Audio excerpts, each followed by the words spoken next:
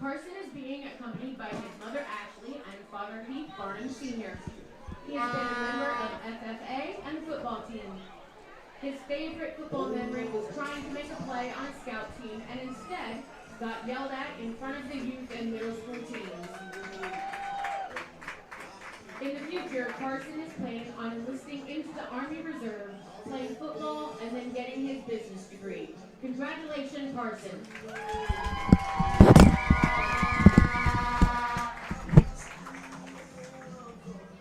Next up, we have senior Cole Fricky. Cole is being escorted by his parents, Tina and Brad, his brother and sister Wyatt and Elena, and girlfriend Elena. He has played baseball, basketball, and football, all while being an active FFA member and a member of the National Honor Society. His favorite football memory is listening to JT talk about his pie and the pie auction. In the future, Cole wants to become a roller coaster technician at Cedar Point. Congratulations, Cole.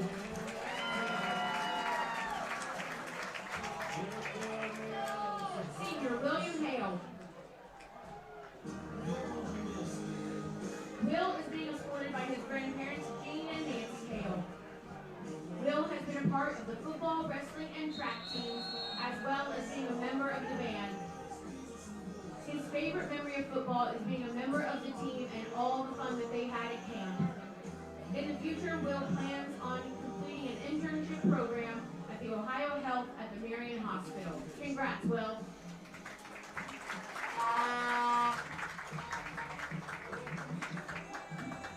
Next up, we have senior Brody Martinez. Brody is being escorted by Judy Landacre. Brody has been a member of FFA and the football team. His favorite memory was this year's football team camp, and in the future, Brody plans on enlisting into the Army. Thank you, Brody. Congratulations.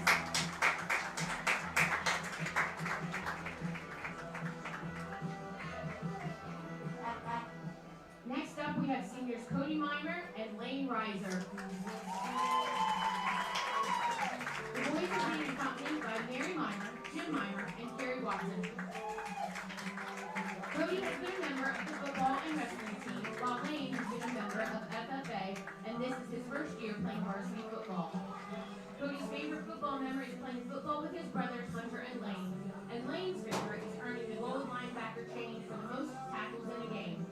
In the future, Cody plans on continuing to play football in college while getting his mechanical engineering degree, while Lane is planning on keeping the family tradition and running the family farm. Thank you, gentlemen.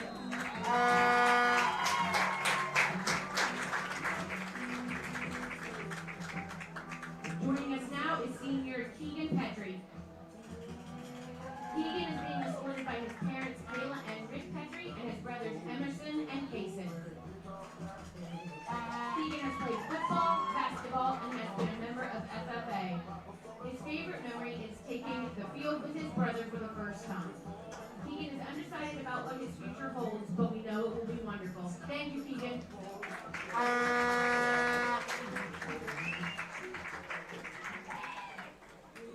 Next up, we have senior Brogan Flyder.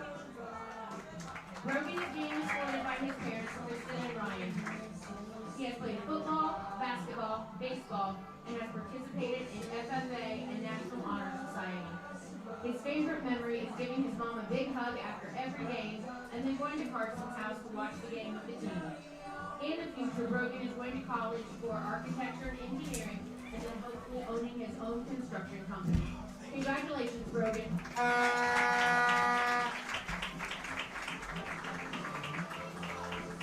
Next up, we have senior Gage Shipman. Gage is being accompanied by his parents, Sean and Lacey. He has played football and track while being a member of student council, NHS, and youth group. His favorite football memory is celebrating with his teammates after every play. At the end of the year, Gage will graduate high school with his Associate of Arts degree.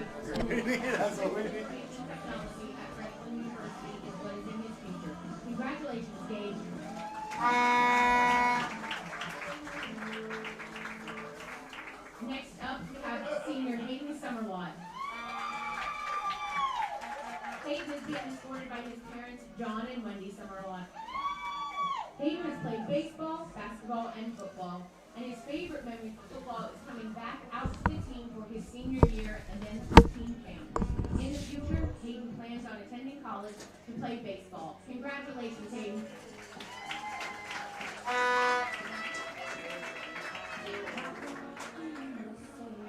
Next up, we have senior Jacob Wills.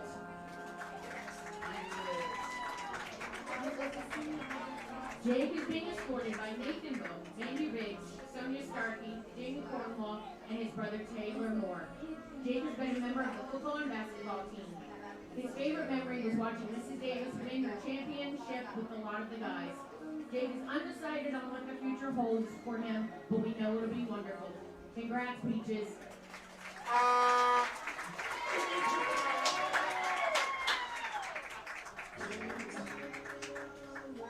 Next up, we have senior Alyssa Anton. Alyssa is being accompanied by Jody Anton. She has been a member of 4-H, National Honor Society, track, and marching and concert band. Her favorite band memories are going to Disney and the Friday night football games. In the future, Alyssa wants to attend college and become a nurse practitioner. She will be wonderful. Congratulations, Alyssa.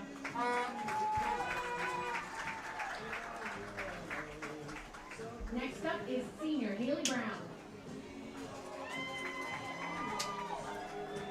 Haley is being escorted by Molly McCracken, Mike Powell, and her brother Cohen. She has been a member of Tea Club and Spanish clubs, along with being a member of the softball team and marching band. Her favorite band memory was when the clarinet section pretended to be asleep when Mr. Runyon came into the middle school cafeteria. In the future, Haley plans on going to college to study psychology to one day become a school guidance counselor, and she will be wonderful. Congrats, Haley.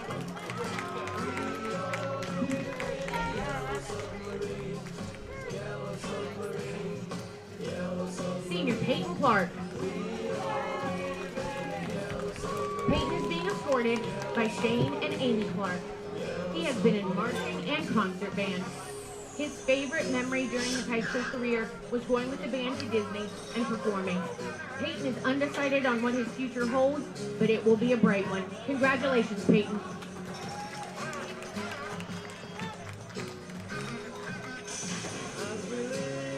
Senior Peyton Dodge. Peyton is being accompanied by Kim Dodge and Rick Peck. Peyton has been a member of the marching band, jazz band, and concert band. His favorite band memory is when Lane Swank taught him how to play the snare drum his freshman year. In the future, Caden wants to attend Ohio Wesleyan University to study psychology. Congratulations, Caden.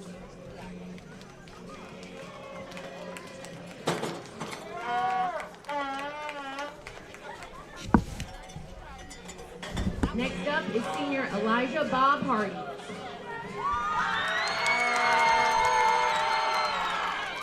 Elijah is being escorted by Regina Christopher, Tyree Hardy, and Tiffany Hardy. Bob has been a member of all of the bands for all 4 years, Big Brothers Big Sisters, and track and field. His favorite band memory was pranking Mr. Runyon and Mrs. Culler by plastering the most flattering pictures of them all over his room. Elijah plans on taking a year off to travel and then become a brain surgeon or a rock star. Either way, he'll kick butt. Congrats, Bob.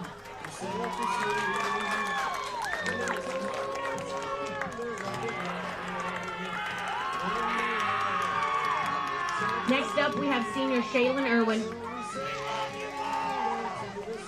Shay is being escorted by Josh and Jessica Irwin. She has been a member of the bowling team, band, and a majorette. Along with those activities, she's been secretary of the FFA, a member of NHS, 4-H, and attends youth group. Her favorite band memory is getting ready with Miriam and the color guard before the games, as well as twirling with Miriam her senior year. In the future, Shay wants to attend MTC and become a registered nurse while working as a nursing assistant at the Meadows of Marion. Congratulations, Shay.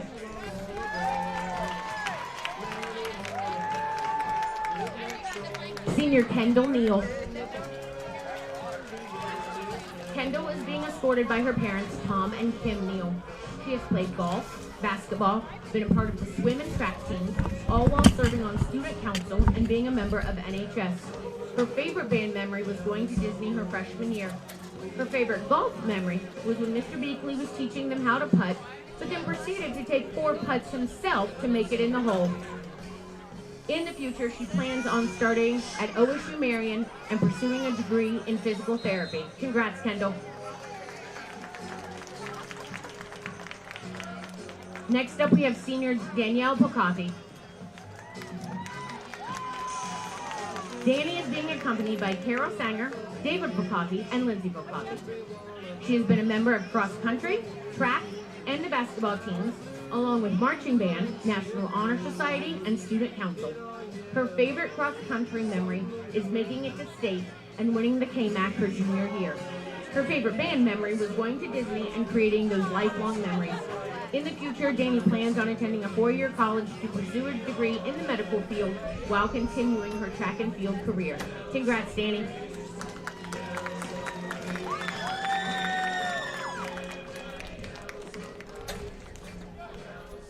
Senior Madeline Robbins. Maddie is being escorted by Catherine and Justin Robbins. She has been a member of all of the bands and volunteered at a bird sanctuary. Her favorite memory is going to Disney her freshman year.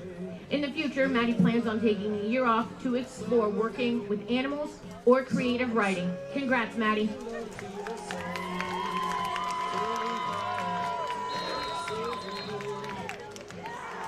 Next up, we have senior Eric Robson. Eric is being escorted by his mom, Jacqueline Hoffman, dad, Justin Robson, stepdad, Michael Hoffman, and brother, Brent Robson.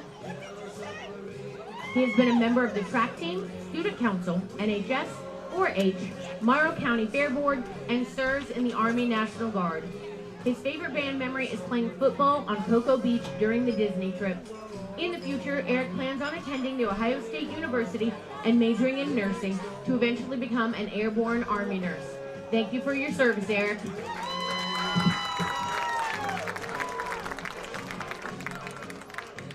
Senior Jalen Sams. Jay is being accompanied by Deborah Lambert and Joe Farrell. He has been a member of the band for 4 years and played basketball for 1. His favorite memory was his freshman year when the section leader of band stepped into his cup of nacho cheese after halftime. In the future, Jay plans on getting his bachelor's in philosophy, economics, and computer science, and then going on to get his master's in medicine. And we all know he can do it. Congrats, Jay.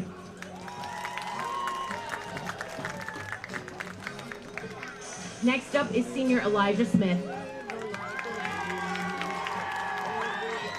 Elijah is being escorted by Chris Campo and Amber Campo. He has been a member of the band for all 4 years, and his favorite memory is playing the Halloween halftime shows. In the future, Elijah plans on attending MTC to study engineering. Congrats, Elijah.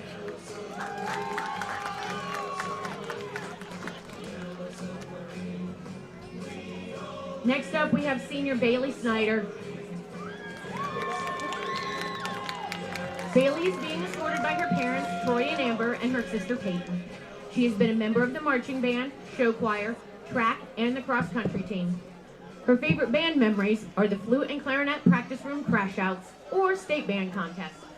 In the future, Bailey plans to go to college and become an elementary school teacher. Congrats, Bailey. Next up, we have senior Cameron Travis. Cameron is being escorted by Lindsay Levering and Justin Travis. She's been a member and lettered in swim, track, volleyball, band, and show choir. Cameron has also been president of NHS and Key Club and the vice president of the senior class. Her favorite band memory is turning off all of the lights and playing rave music while practicing a fire drill when they couldn't leave the room. In the future, Cameron is planning on going to college for chemical engineering. Congrats, Cameron.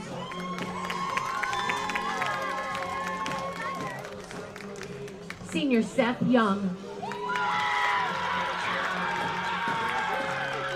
Seth is the son of Valerie and Scott Young, and he is being escorted by his mom, Valerie. Seth has been a proud member of all of the bands, a member of Key Club and Academic Challenge. His favorite band memory is playing the baritone saxophone for Chameleon in jazz band. In the future, Seth is planning on taking a gap year and then attending college for construction or engineering. Congratulations, Seth.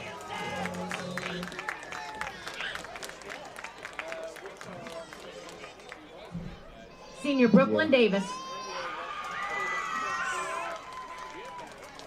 Brooklyn is being escorted by Melissa Chilcote, Rex Davis, and Haas Pickett.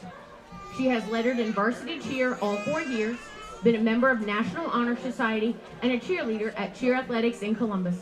Her favorite memory was cheering in the playoff game her freshman year. In the future, Brooklyn plans on attending the University of Dayton to become a pediatric nurse and participate in their cheer program. Congrats, Brooklyn.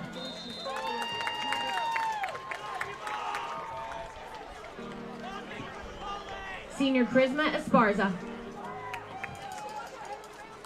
Charisma is being escorted by Martha Esparza and Gabrielle Esparza. She has been a member of the cheer team. Her favorite cheer memory is going to Nikki's house for the paint day. In the future, she wants to get her nail tech license and work at a salon. Make sure you all go and see her. Congrats, Charisma.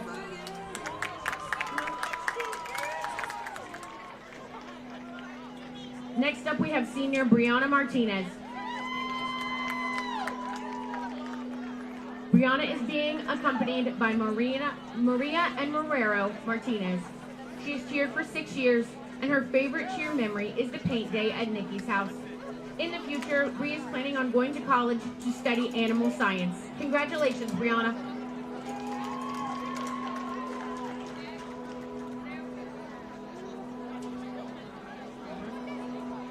Next up, we have senior Cassidy Irwin.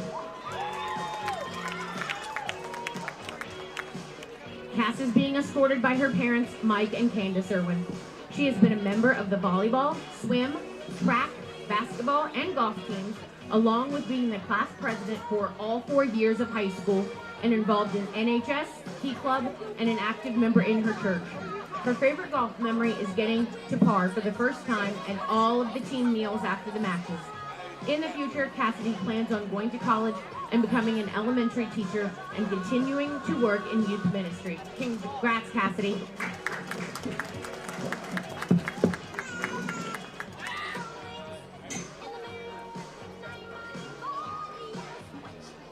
Next up, we have senior Ruby Rubio. Ruby is being escorted by Marciel and Norma Rubio. She has played basketball, volleyball, softball, and 1 year of golf. Her favorite golf memory is when Mrs. Galt says, "It's playable," after every bad shot. In the future, Ruby wants to go to college to be an ultrasound tech. Congrats, Ruby.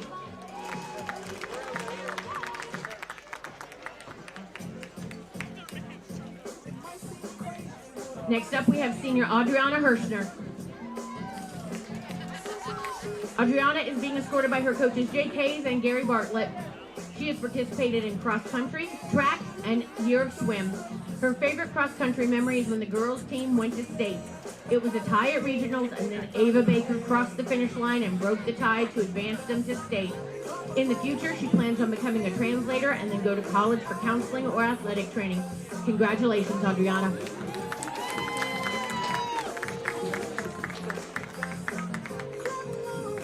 Next up, we have senior Alexis Foss. Lexi is being escorted by her parents, Penny and Stephen Fox. She has participated in cross-country and the spring musicals. Her favorite memory was talking into the air-conditioned cabin at camp. In the future, Lexi is planning on attending OSU Marion for psychology. Congratulations, Lexi.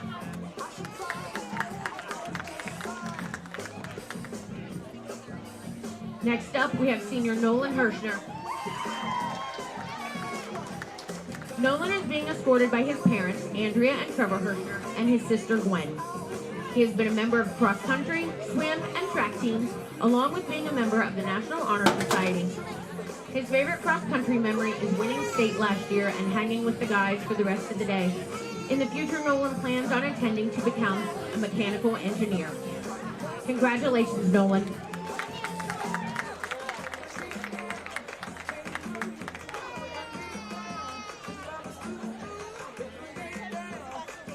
Now we have senior Owen Hirschner. Owen is being escorted by his mom, Holly Hirschner. Owen has been a member of the cross-country and track teams for all 4 years of his career. His favorite cross-country memory came during his freshman year when he didn't have to run on the first day of practice because he hurt his pinky toe. Good excuse, Owen. Congratulations. Ladies and gentlemen, let's hear it for our seniors, the class of 2026.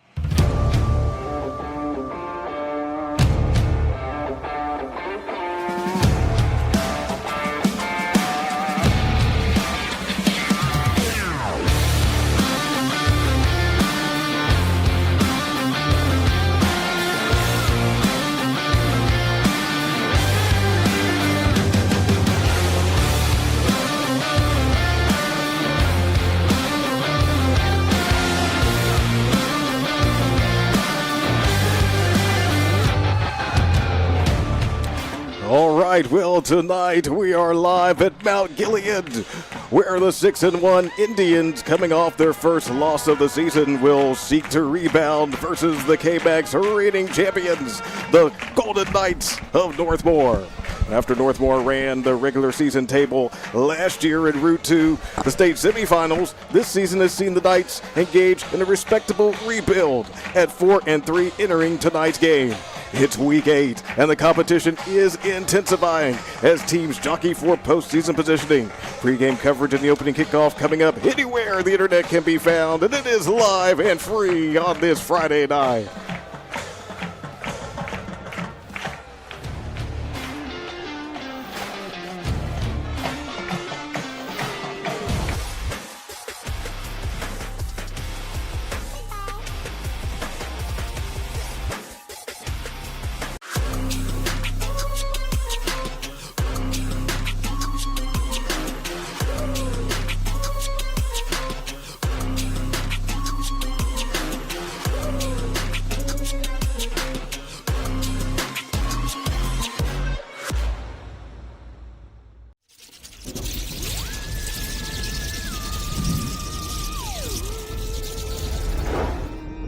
Happy Halloween!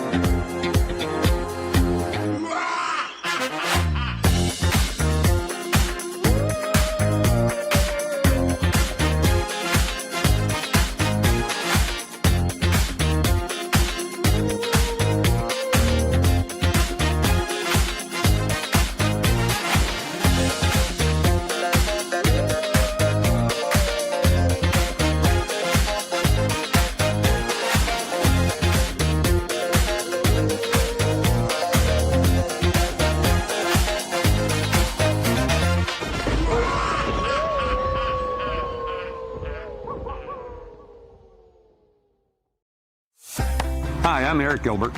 And I'm Hannah Gilbert with American Homestead Exteriors. And together, we're here for you. So I'd worked for several years for other contracting companies, and what I saw missing was the true customer focus. I wanted that to be the focus of our company, that we put the customer first no matter what, and that's what's made us successful. Hannah and I joke between us that we share the same brain. We have the same ideas, same thoughts, we have the same direction for the company, we have the same focus. When we're on site, we teach the customers about the roof, the age of the roof, what's going on, maybe what caused the damage, along with siding, windows, or any project we take on. When you call in, you're talking to me, and I'm getting you scheduled on his calendar to come out and take a look at your property. We like to teach homeowners about their homes as we're walking through them together. I think it's very important. It's the most expensive thing you're ever going to purchase in your lifetime, and you should really understand what is happening to it and how we can help you make it even better than what it was before. We are CB Electrical, your local experts for safe and reliable electrical solutions. Whether it's summer, spring, winter, or fall, we've seen and done it all. Every service call, big or small, our expert efforts all stand tall. That's why at CB Electrical, we live by the motto, if it's a circuit, we can work it. Call to schedule service or request a quote online. Find us on Facebook, Google, and cbelectricohio.com.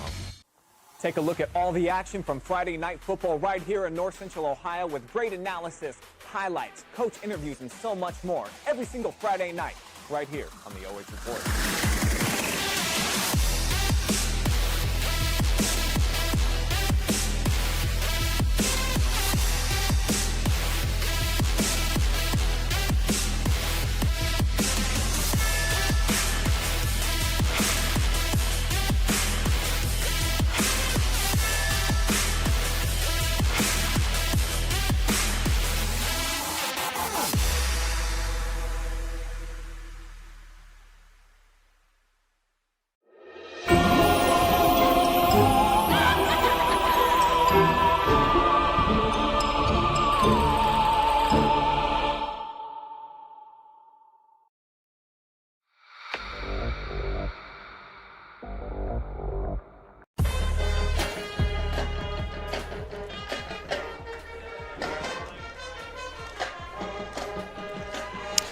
Well, this is our Morrow County Job and Family Services pregame show with Mount Gilead hosting Northmore for week number 8 of our high school football coverage on the OH.REPORT. So glad that you have decided to join us for this occasion. And I am Kirk Richards along with Scott Cameron. And wow, wonderful atmosphere. A little bit cooler than usual, but certainly not cold tonight. Yeah, we have finally gotten to fall football weather, Kirk. Finally. It only took 8 weeks to get there, but hey, you know what? The good news is we still haven't had rain during a game yet. Oh, so, no. We don't need that. Yeah, exactly. We don't. So I will take this is what I always called fat man sport weather, It's good, go out there and you're not going to get dehydrated. This is going to be a great game. Both teams are going to be able to work hard. It won't be an issue of overheating or getting freezing or cold or what. Won't be any of that. This is going to be a hard knock game, and I'm really looking forward. I know you and I talked about this week, texted back and forth like, yeah, I think this could be a great game, and I think you're absolutely right, Kirk. We're in for a real treat tonight. No question. Yeah, both of these teams are motivated and ready to go, and we're looking at the Golden Knights there, and why not spotlight them right now, the visiting team, led by Scott Armrose in his 9th season as the head coach. He's guided his alma mater to the playoffs, did so even in his first season when he was leading them in 2017. Of course, last year, Northmore getting all the way to the state semifinals with commanding postseason wins over Caldwell, Centerburg, Ridgewood, Grandview Heights. And so far this season, Knights 4-3, coming off a strong victory over East Knox, 47-13. So the Knights hope to build off that momentum tonight here at Mount Gilead. Right, and people have to remember, high school sports, this isn't like the pros, even great college teams where you reload like Ohio State or Georgia, et cetera, et cetera.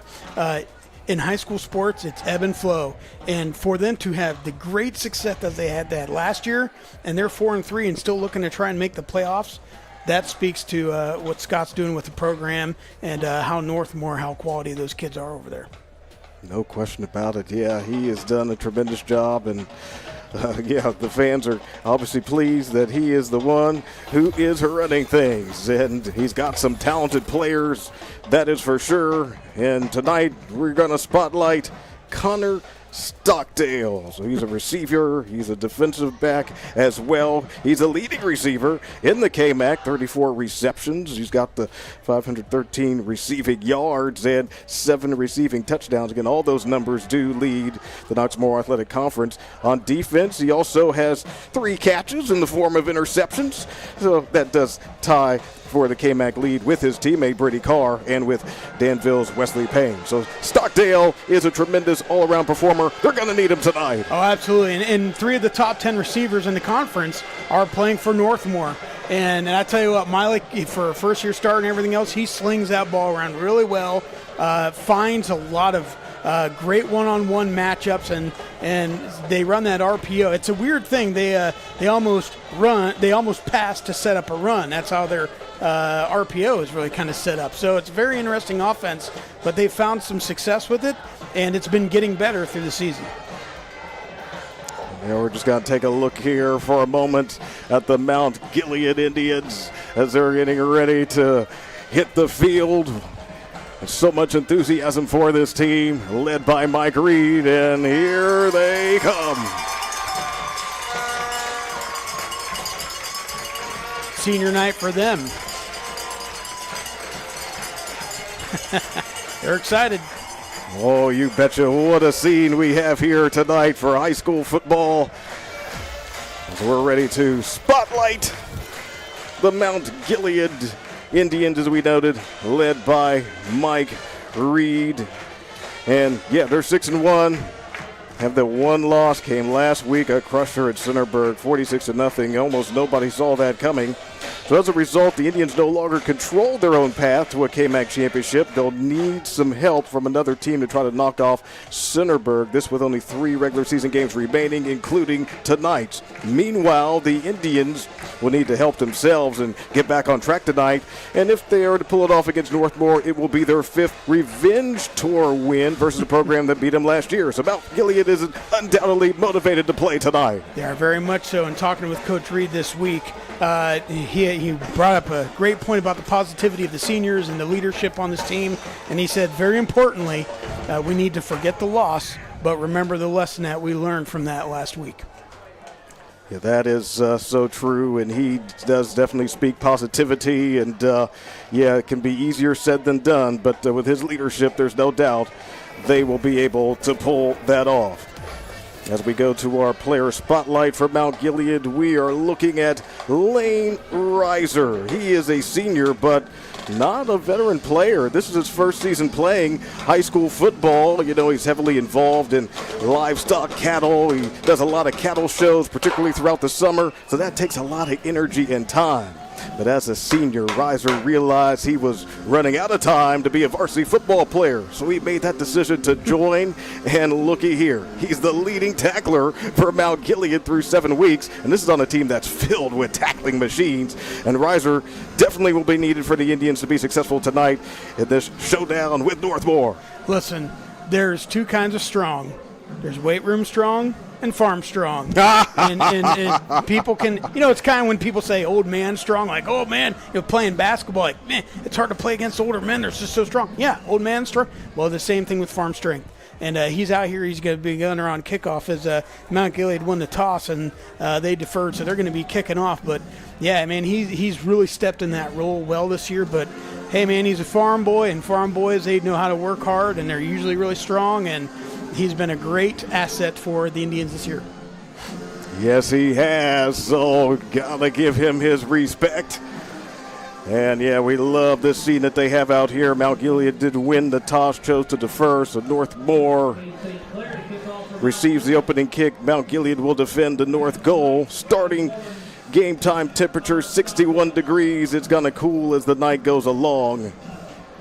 It should be a fun one. Of course, Mount Gilead in the purple, and the road team, Northmore, wearing the white jerseys, black pants with the gold. Right, big game for both teams for different reasons, obviously. Northmore's, they know that their playoff hopes lie heavily in this game, and Mount Gilead, they know they want to have a good rebound, and they want to get good positioning for playoffs too. So, big game for both teams. Absolutely, and away we go. More on the return appears to be Carr. Sometimes we'll have some challenges seeing the numbers. No, actually, Stockdale is number 6, not number 5. Whoa. Yeah. Oh, my goodness. Early on. Whoa. Going to see here. Wow. It is official. Wow, yeah. Mount Gilead has recovered the football, so we have an immediate turnover. In this game. So it was interesting. The returner he found space. I don't know who the gunner was, but he ran into him, came back a little bit, and when he turned, it looked like he didn't really secure the ball. He kind of tried to change hands, and then all of a sudden, right then, boom, he ran into a couple other gunners, and that's probably what jarred it loose. And here come the Mount Gilead Indians, man. They're ready to go, tanking. First and 10, 33-yard line. You see Flatterer in motion, quarterback, Cole Fricky under center, and he hands it off to Har, and he's on the move on the left side. Tyler, see what he can get. Pretty good defense there for Northmore. Got to give them credit. Yeah, Northmore's, they have a fantastic second level. Their linebackers are phenomenal.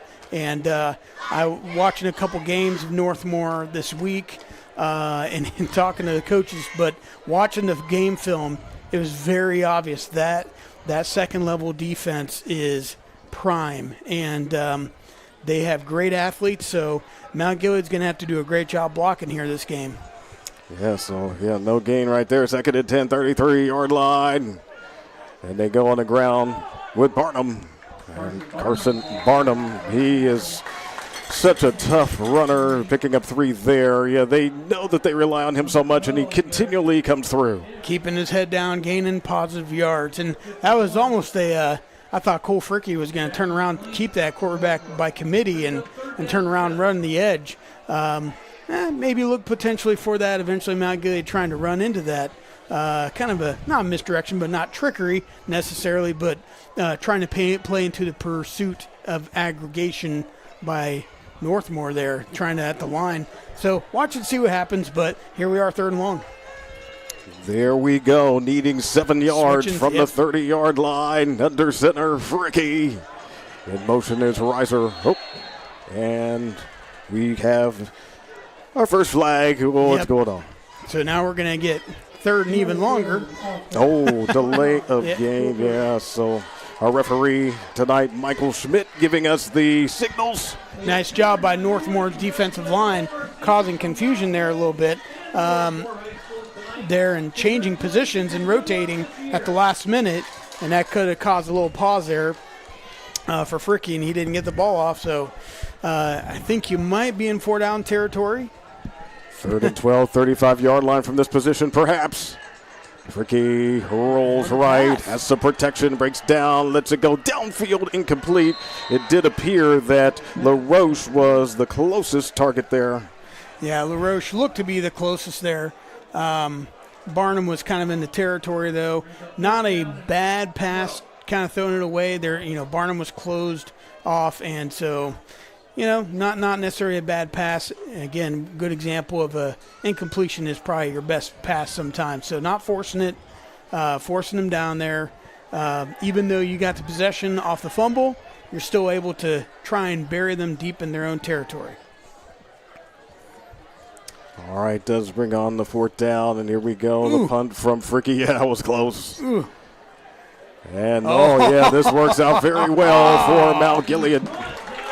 Wow, that's exactly what they were hoping for. Okay. Hey, that was, last week at Centerburg. Centerburg had everything going their way against Mount Gilead. Even the kicking game was just on point, and it was just a buzzsaw. But now, that great punt, you bury your opponent down there on the 2-3 yard line. That was a great punt, and that ball just died. Nice soft ground, nice soft grass out there. That played right into Mount Gilead's hands for him. Right, yeah, they've marked it at the 4. So, a really long field. Wow. No question. So we'll see how they do. We'll let them get a play and then take a look at some of those keys to victory for Northmore. Here we'll see what this play is all about. The quarterback into the ground, and maybe Campbell. Maybe a yard.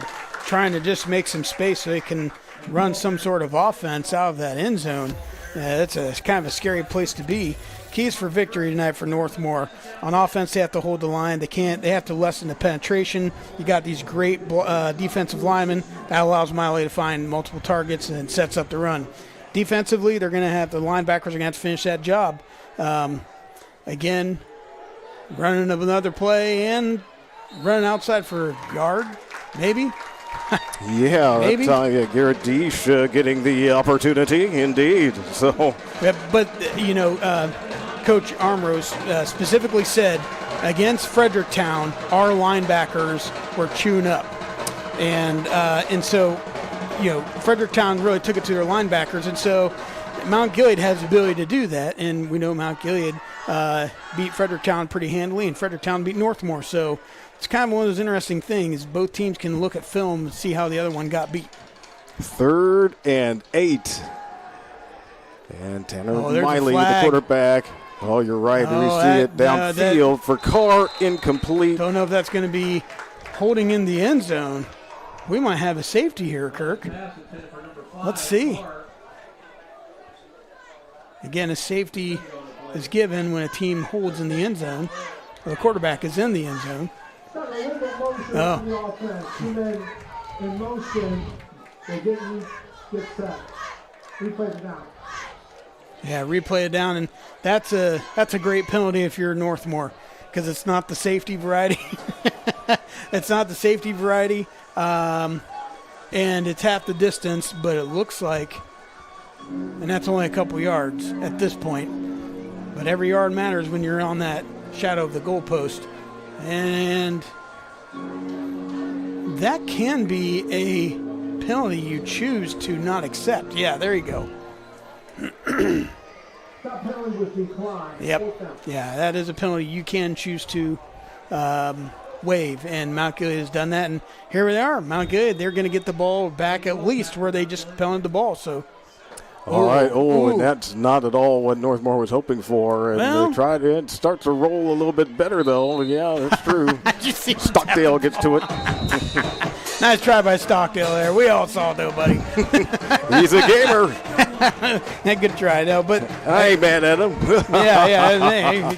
If you ain't cheating, you ain't trying. No, that's a good job, though. Good coverage. But, no, that punt was not fantastic, but ended up getting a nice bounce for Northmore there. And punting the ball to the corner space is not always a bad thing, especially when you get those bounces. So Mount Gilead, and they got a little foul here, so they're going to even be recessed even greater. So they're going to be starting at the 48. Gotcha. 10-yard penalty hold, yep. And starting on the 48. And that's not how you want to start a drive. So Mount Gilead now getting a penalty that's not a good penalty, and but again, Northmore's got to make the plays defensively to make them pay for that penalty. But Mount Gilead, they're on the right side of the field if they want to try and score this possession. All right, here we go. First down and 10. Still no score early in this one, and they go to Carson Barnum, and Knights are on top of them. Very short gain right there. Yeah, Coach Armrose said this week, he said, if we can get them to only run 1 or 2 yards on first down, we will take that all night long. And because that 1 or 2 yards, if they get 3 yards, well, now they're in 3rd and 5, and that's a little bit tricky. So he said the key for them is to trying to get things to 1 or 2 yards on the first down, and there it is. So that's not a bad play for Northmore. 2nd and 8, 46-yard line on the ground, and just trying to get what they can. Yeah, Carson Barnum. Yeah, Barnum right there, hard-nosed run right up the gut. And interested to see eventually what happens here for the defense for Northmore. Their middle linebacker, Brookston Beck, really impressed with that kid. He's a big boy. He's really a defensive lineman that's kind of hedged out to play middle linebacker, and he's grown into that role very well. And he brings a lot of beef, a lot of strength, and letting those outside linebackers use their speed. So he can clog a middle and see what they do. 3rd and 4, 42-yard line. On the ground with Tyler Harr. He skips out. He's got a nice there game. we go. Heading toward the 20. And that is definitely going to be a first down. Yes, sir. And I was just watching that. If we go back and we were to watch that replay, what you see Beck line up on the outside linebacker spot, and Mount Gilead runs an off tackle, and Beck was just not there speed-wise and just ran right around him. He kind of got caught up in the blitz trying to get a gap, and there was no speed on the outside. 1st and 10, 22-yard line. On the ground, Barnum pushes forward. Yeah, just a wing belly. Nothing fancy at all, but that works, and it's going to soften up that middle. The Northmore defensive line, they're going to have to do something because, again, both lines on Mount Gilead side of the ball, they are super solid. The one we saw last week in Centerburg, Kirk, that was not the regular, Mount Gilead line. So these guys they're great players. So Northmore's going to have to adjust a little bit. 2nd and 3. Yep, again with Carson Barnum. He's able to spill forward. It looks like a good run. Yep, he's got that first down. Yes, indeed. Good well run. done. Good run by Barnum. Also a great tackle on Northmore's end because they did not let him fall forward. They pulled him back. So they lessened his forward progress by a yard or 2. And you might think, well, that's no big deal. Oh, that's a big deal. Because if you can pull that kid back, that's a lost strength. That's a nice job defensively. All righty, 1st and goal. Continue to fight. Very close. What a run. And you saw it that time. The defenders were trying to just pull him back, and that time they were not as successful. Barnum made a nice run down there, Again, nothing fancy, just A-B gaps, just belly plays, a little bit off tackle, and they are just having their way on that offensive front. Basically just need a yard. Second and goal. And Barnum. He's in. Yes, he's got it for the touchdown. Oh, baby. Carson Barnum. Yeah, nice. From 1 yard out. Yeah, nice finish there by Barnum. Second in the conference in rushing and third in scoring. And there's the reason why. And he's actually going to be second in scoring now over going Wyatt Denny. So nice job by Barnum putting Mount Gilead on the board and this 2-point conversion. These things are important this game. Hey, who else? They go on the ground, and of course, Barnum. He's and he's in. got the in. 2-point conversion. Wow. You betcha. Oh, man, that's what if you're Mount Gilead, that's what you wanted, right? That's what it is. You kicked off the ball, and you were able to score first. That's a double win, and so that's a big turnaround. Nice job by Mount Gilead getting first on the board. So on the Endzone Bar and Grill scoreboard, 8-0 Mount Gilead. We'll see if Northmore responds when you return.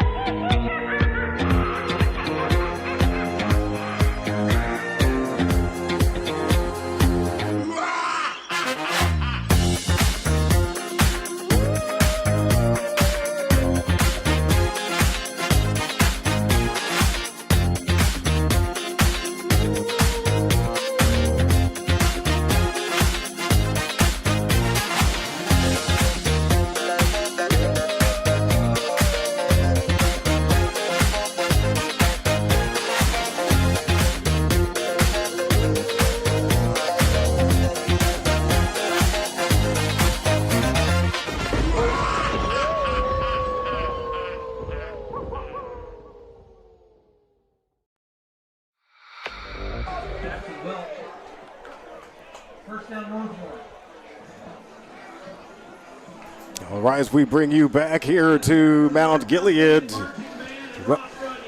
the home team with a 1-yard touchdown from Carson Barnum. And there's a kickoff there, a little squib kick. It didn't really get past the second level. Knocked down by Northmore, wisely fell on it. Don't try to be creative, just fall on it. First and 10, they go to Campbell, and yes, he can really gash them when he gets the opportunity, but Mount Gilead is a really strong defense, so they're hard to get big gains against. Correct, and you got to remember this. As badly as they got gashed last week, they still have the second best defense by points per game in the conference, and they still have the top 5 tackles for losses on their team. So they're just a great team, and they showed it there. 2nd and 7, going to the air, and caught for a short gain. Yep, just a little out, nothing fancy, but it moved the ball forward. They're not trying to be cute there. They're just trying to make it 3rd and short. So nice job offensively. Nice job by Mount Gilead. You got to keep everything in front of you as much as you can with these wideouts. And so setting up here with twins on one and single on the right.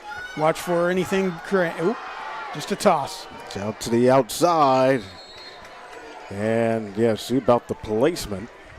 Yep, it's good. That is good for the first down. First down's brought to you by Pioneer Career and Technology Center. Still on their own half of the field, though, but nice job moving the ball, getting the first down.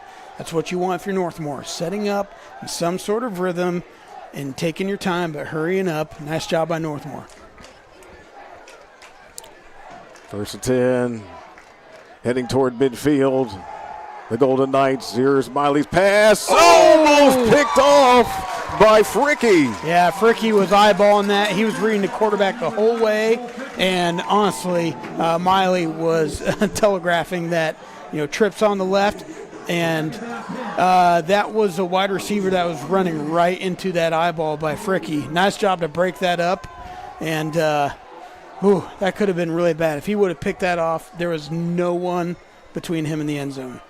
2nd and 10, 49-yard line. I tell you what, yeah, That probably does get into your head just a bit. And maybe it should. There he goes, just takes off and runs with it this time, does Miley. And really no room. And that's the danger. If you throw on first down against Mount Gilead, it's got to be complete. Even if it's a short, so that might be something where Northmore adjusts a little bit. But if you're going to throw on Mount Gilead, it's got to be complete, because that means you're second and 10, you're setting that up, and Mount Gilead's just licking their chops. So, and that's exactly why, because it becomes almost a predictable run, and that's what happens. Now we have 3rd and 10. From that same 49-yard line, see if they can come up with something here. Miley with some protection. In trouble, and Cody Mimer is able to get him down. Yeah, Mimer was the first there. Way to break through, and he just swung through his block. And I believe that was Caleb Beaver, maybe? I don't know who I couldn't see who the other one was coming in to clean up, but nice job by Mimer. Going busting right through. Wow. And that's what I mean. The defensive line is just great and able to make Northmore pay. They're just licking their chops, Kirk. Brings on the 4th down Nice catch. already. Yeah, it was. Yes. Saved it and punts it away. And fair catch made just past the 30-yard line. So the ball goes back to Mount Gilead, 1st and 10. Yeah, Mount Gilead has a chance to do something here that is, again, they kick the ball off. So if they can come down here and score, that's a huge change. And so this is a huge possession for that Northmore defense. They've got to step up. Those linebackers have to make a play, maybe try and force a fumble, punch a ball out. They've got to do something to slow down this offensive movement for Mount Gilead. All right, well, they got a 31-yard line, 1st and 10. Ricky goes to Har, bounce to the outside. Look at that. He heads to the 40. 45, skips towards the midfield, and he's getting a little bit more. Stops shy of the 45 on the other end, but a gorgeous play right there for the Mount Gilead Indians, and another Pioneer Career and Technology Center 1st down. Yep, that's exactly what was being talked about with the coaches, both coaches, is the potential to break the ball to the outside. Arm Rose was talking about the concern about it, and Reed was talking about the joys of it. And that's now 2 plays where that's busted to the outside. And the D-line, the Len, and the outside backer can't catch up to it. 1st and 10, 46-yard line. Here we go. And just helping forward, Carson Barnum across the 40. Good play for Barnum. Yeah, big run there again. And it becomes just chunking away. And Mount Gilead's chunking away. And we're still in the first quarter here. Yeah. And that's usually what Mount Gilead starts doing in the second half, and we're seeing it in the first quarter. That does not necessarily bode well for Northmore, but they have a chance to correct it. But they've got to start doing it around here, right here. 2nd and 2, 38-yard line for Under Center. Gives up to Barnum, and he's just jumping through these defenders here. Carson Barnum, he's got another 1st down for Mount Gilead. If you watch that play again, you can actually see Mount Gilead's being able to block down into the 2nd level. So they are having their way with the 1st level linemen, and they're able to get all the way down to the linebackers. And if your offensive linemen are blocking your linebackers, it could be a long night. 1st and 10, 32-yard line. Fricky setting it up here for Har, and a bunch of Golden Knights over there, yeah. It is almost, they keep trying to run and blitz and clog zones. It is, and I feel like Northmore's overrunning, they're over-aggressing. It's so I don't know if they're blitzing or if they're just zoning and then just running in. It's hard to tell, but if they're in a true zone, if they're almost in a Tampa kind of look or kind of feel, or just see a cover 3 or something, but they've got to be patient and wait to clog holes. 2nd and 7, 29-yard line, right back to Carson Barnum. That was a little bit better. Driving those legs there to the 25-yard line. Yeah, but that was a better look by Northmore's defense. They waited a step, read the ball, then attacked the gap. The last couple plays, man, they've just been right out the guns, sprinting, and Mount Gilead's made them pay. So Northmore might be adjusting right here. Mount Gilead moving the ball very well, though. 3rd and 4, 26-yard line. And right back into the belly of Barnum, and here we go! Carson showing what he can do once again. That was all Barnum. That wasn't where the run was supposed to go, but he saw how it was filled, and Northmore, they defended that perfectly. So he just took a one step in with his left, he took his right foot out, and then he shook it all about and ran up for about 10 yards. Nice job there by Barnum to read that and adjust. And Kirk, hey, that's the end of the first quarter. Wow, that was a fast first quarter. Yeah, we just have 7 seconds left in it. They're not going to run another play, and we might make it home for 60 minutes. Oh, well, that was or that Dateline, was whatever. on your mind. I don't know. I didn't know what was on. I don't watch TV hardly. Well, at the end of one is Mount Gilead 8 and Northmore 0. Back for the start of the second quarter. Glad you're with us for high school football on the OH Report.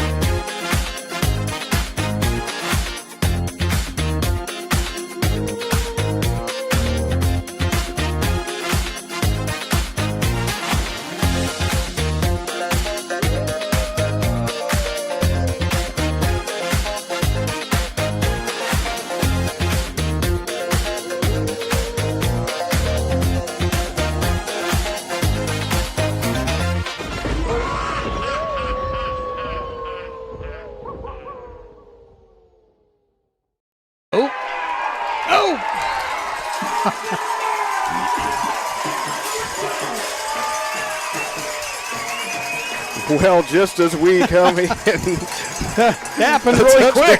It's a touchdown. Carson Barnum. Okay. They were just stepping their normal wing tee, and it was just a belly play, and he just ran right through the middle and got tackled right on the line and fell in the. That's, man, I tell you what, Mount Gilead, they are laying the lumber tonight. And of course, they go for 2. And they get that as well. Get that. Well, I'm really impressed with Mount Gilead coming out after the game that they had last week. And they talked about how all this happened this week. And Coach Reed was saying, hey, our guys wanted this drill, this very specific drill. And it's called team timing. It's a 7v7 sled play. And the seniors won it. It's a hard drill. It's a lot of hard hitting, hard working, moving. It's brutal. It's gruesome, brutal, just bloody, bruising. But he said seniors wanted it. He said, we need to get back to what we do. And that's exactly what Mount Gilead's done in this early second quarter now, up 16-0 over a good Northmore team that they just kind of look like they can't keep up with the power that Mount Gilead's bringing to the game tonight. Physicality, that's a huge part of it, no question. So obviously got to be ready for all of it. But that's something that Mount Gilead is really good at. So, yep. Well, and that was the first drive that Mount Gilead had on the wrong side of the field, and they just took it right down there. You know, they've been on their own half the first 2 possessions, but nice punt by Northmore, but Mount Gilead still took it down the field. All right, Northmore reeling just a bit. Looks like Stockdale, and he's cut down. Yeah, Stockdale made a nice cut, but the gunner made a nice play, taking out the legs rather than letting him cut. Right when he's getting ready to cut, he got him. Ooh, so he couldn't move. So good move by Stockdale, just better play by the gunner. And they're going to start on their own 34. Yeah, here we go. And I don't want to say Northmore has to score, but listen, the way Mount Gilead plays, they're going to limit your possessions. So if you're Northmore, you're kind of feeling a little bit of pressure to do something here. First and 10, 34-yard line. Oh, my goodness. Yes, that defense is really stepping up. Yeah, again. Yeah, Carson Barnum, he's just going to play both ways, perhaps the full game, which is hard to do. Right, but we saw that last week, right? Yeah. When it was almost like he was just so mad and he's tired. He's like, let me go in there, coach. And he did. And he wants it. You're right. And Miley showing his arm downfield, one-on-one, and on the readjustment, not able to get there. Oh, but Hayden Summerlock could be called for the penalty. Oh, gosh. Okay, and that was the right call. That was the right call. And here's why. Because he made contact and then he turned around. He did not make full contact, or he did not look back at the ball the whole time. So that's the right call. And, hey, listen, again, it's first down, but Northmore, their pass can set up the run. So they've been getting hit pretty badly on some runs. So why not just throw the ball deep downfield to your wideouts? And they move the ball that way. All right, a long way to go here from midfield. Good catch. And, yes. Nice snag. Picking that up off the ground there. Yeah, nice job by Stockdale. And Stockdale, again, showing why he's the leading receiver in the conference. And actually, he's, by a long way, leading the conference. It's not even close. Yeah, he's way ahead. Absolutely. Second down midfield. Campbell this time. And he trucks towards the sideline, gets tackled by Carson Barnum. And now we'll get a flag. Okay. That's a double flag there. Oh, my goodness. You throw the hat, that's the other flag. I think they're going to get some unsportsmanlike conduct. Yeah, there's a lot going on over there in a short period of time. Great play to get your tight end, your big boy out there, getting him the ball in the open field. Getting him to run down sled, but there's some extra hard blocking on the outside. And so it'll be interesting. Will they call that after the play had ended? We will see as they're talking it out. Michael Schmidt trying to get all this figured out before he lets us know the ultimate decision. But, and then we can look at it afterward. But I just hope they don't take his hat as ransom. Want your hat back, ref? Give some calls. No deals, right? But as soon as you see that hat flying up, it's like, ooh. Oh, I know, right? That means it gets serious. Yeah, it gets chippy down there. The best, even more than people realize. The best is the U teams, the Miami University teams in the 90s, where if you watch all those games, it's so funny watching those games because the refs are throwing their hats all over the place. Oh, of course. Right, yeah, with those guys. It's so fun to watch. It's like, man. Ooh, yeah. Yeah, that was against Mount Gilead, yeah. All against Gilead. And I tell you what, that's a few penalties here for Mount Gilead where that's really hurt them. And nice job by Northmore. So we have the dead ball, personal foul, offense, dead ball, personal foul, defense, and another dead ball, personal foul on the defense. That's the issue. That's why they don't offset, because there was two separate ones for Mount Gilead. Oof. Yep. So what ended up zeros, and then you had the foul, and so I know a lot of the fans wanted the whole yeah. They gave them two. They gave them both. It's like, no, you only get one.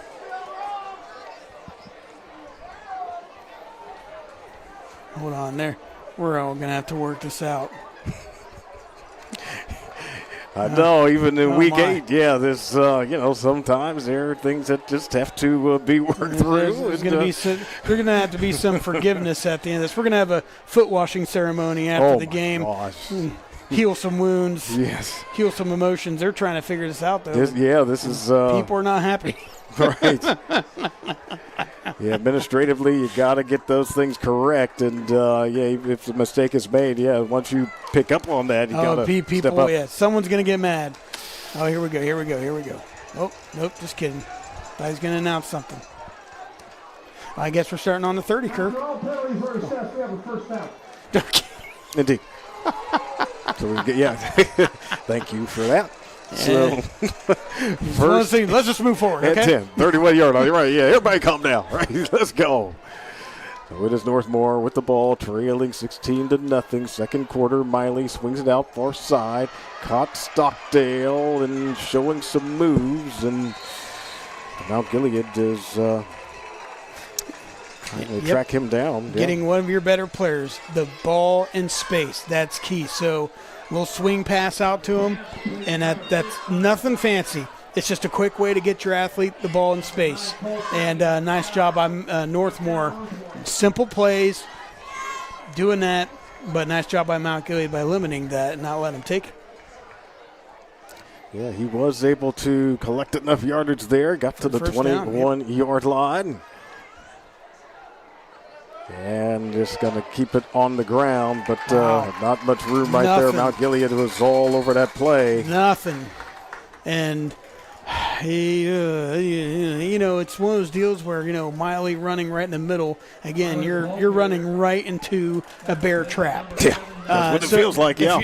It's one of those things where you mean to tell me you can't get to a back that might be able to bust through, or if you're going to run like that, do a veer option and, toss it out. Oh, a little bit of change of formation. Mm-hmm. See if they can 5 wide. Full Mount Gilead. Oh. Yep. I thought it was a false start. Yep. Oh, it is. Okay. That's the problem with doing that big of a change. There you go. Yeah, that's the problem of when you're compact and you go to 5 wide.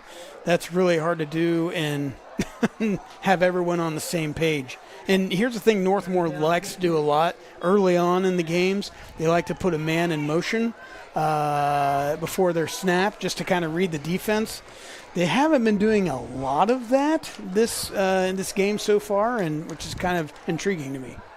Second down and 15 here over the middle, and that one falls incomplete.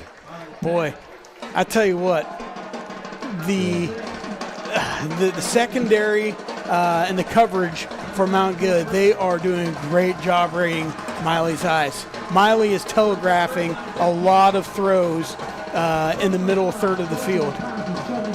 That's an issue because, it's a good-looking ball coming out of his hands. Right. But, if you're telegraphing it, it'll be nice going to the other player, to the defense. They'll just catch it. Right. It's a dangerous throw. But, hey, guess what? Mount Gilead just got another penalty.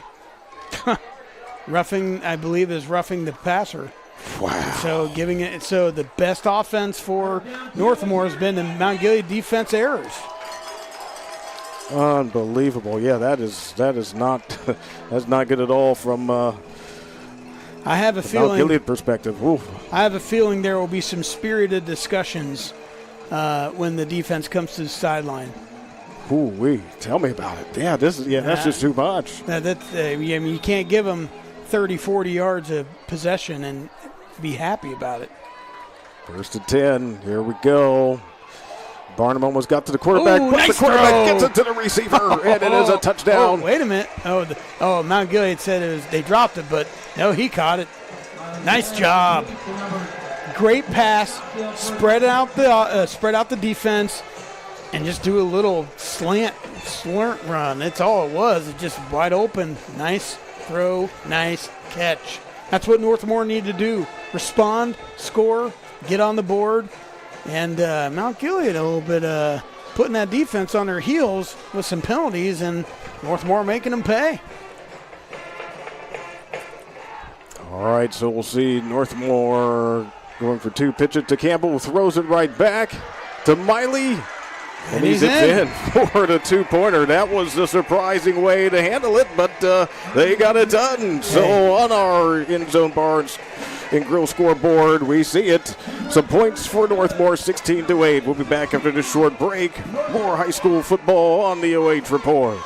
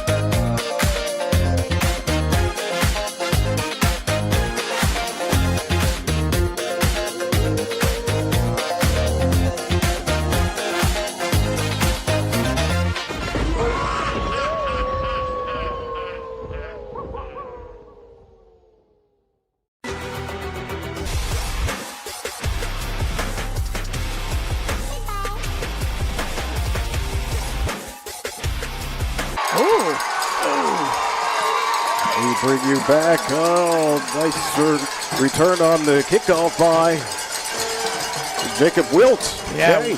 Wilt made a nice return. It's kind of knocked down by the last level blockers, and I was like, oh, don't do that. Hey, but Wilt picked that up, broke through a couple spots, nice blocks, found some gaps, and they're going to start on their 43-yard line. We got the Halloween music playing in the background. First and 10. Yeah, Carson Barnum. I know it, Getting right? scary. You know you ain't scared. Yeah, I know. We're just having a good time. If I see Jamie Lee Curtis here, though, I'm leaving. Oh, yes. Same. What? Actually, I might not. Anyways, so, but hey, nice job there by Mount Gilead. Nice positive 5.5, 6-yard gain. Way to respond there offensively, moving the ball down the field positively. 2nd and 4, 49-yard line. Down on the ground. Like, yeah, Barnum again. Yep. Just a wall. If you go back, you could see the wall, the purple wall just standing up. Boom. Right up on the Northmore. And Northmore's almost kind of retreating in a way, and they're kind of reacting to the penetration to the line rather than trying to go get it. Maybe that's their adjustment, kind of like what I said. They were over-pursuing, over-aggressing. And so setting up 3rd and short. Need a yard from 48-yard line across midfield. And up by the 8 points. And Barnum, he knows what he needs. Oh, yeah, that looks good. Yeah, nice job. Big play. Yep, getting hit the line, spinning out of it, and hit the circle button, getting a couple extra yards, moving the ball down the field. And I tell you what, Northmore, they did a nice job responding on offense, but their defense has got to help them out right here and at least give them some sort of stall and stop. But, man, Mount Gilead moving the ball. 1st and 10, 45-yard line. Keeping it this time for Ricky. Gets banged down by Campbell. Yep, that was your quasi-triple option, and then the quarterback keep curling around for positive yards. Just changing up the point of view, giving Northmore something else to continue to think about there on defense. Well, we have a moment. Look at these keys of victory for Mount Gilead. Yeah, for Mount Gilead, I am what I am. Back to the grindstone, control the line, be fluid, balanced, technical, get to the 2nd level. They've been doing that. And on defense, keep in front. Northmore moves the ball, but and they're prone to passes, but they've got to do a good job keeping stuff in front. By and large, they have been. Barnum again on the ground. Yeah, that's really the key. Yeah. I hear you, man. Because Northmore, they had a touchdown right up the middle there, but that was a short pass. But they haven't allowed a deep ball. They've just been penalties mostly, right? We were just talking about that at a break. But for Mount Gilead, they want to get back to that hard-nosed, slobber-knocking play, and they've been doing that, but you're left with 3rd and long right here, and Northmore got their way on this particular past couple plays, limiting 1st down, make it a tough 2nd down, 3rd and long. Right, 38, 42-yard line. And he keeps it this time. Stopped at the 40. It's clearly not enough. Yep, triple for the keep. 1st down. Triple keep, and you got to think, okay, did they call that knowing they were going on 4-on-4? Maybe. Or were they okay with burying them? And, you got Northmore a little bit on their heels. So interested to see what Mount Gilead does. Do they have confidence in that line to just push enough for 5 yards? Or are they content with making them drive a whole length of a field in 5 minutes? Oh, and they got confidence. Watch for them to try and jump off. Well, they've tried that before. That's true. On the 4th and 5, long count. And they are not looking to snap it here as they call for the timeout. And I tell you what, the outside linebackers, they almost fell right in the trap. But they stopped themselves. So nice job by Northmore not to step in the trap. Yeah, that's right.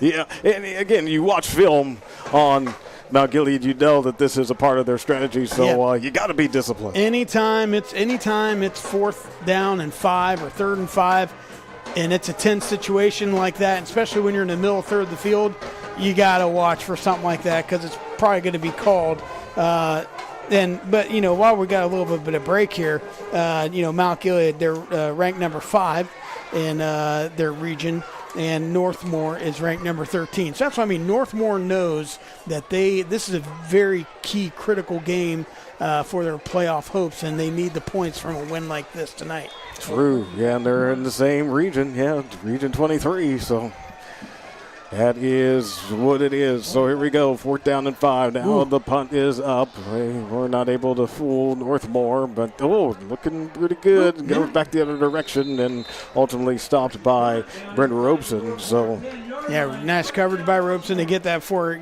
bounce back the other way for him. Nice penetration there by Northmore, setting up the punt block, and they almost got to the kick there. But again, this nice, soft, plush green blanket that they call a football field, offering a nice soft surface, and that just died. Yeah. And I tell you what, it really is one of those things where this is about as nice a field as you can find around here, man. It's isn't it nice? It's gorgeous. Beautiful surface. So true. Beautiful surface, and you see it in the punts. Interestingly enough, you can tell. All righty then, Starting 1st and 10, 9-yard line, another long field for Northmore.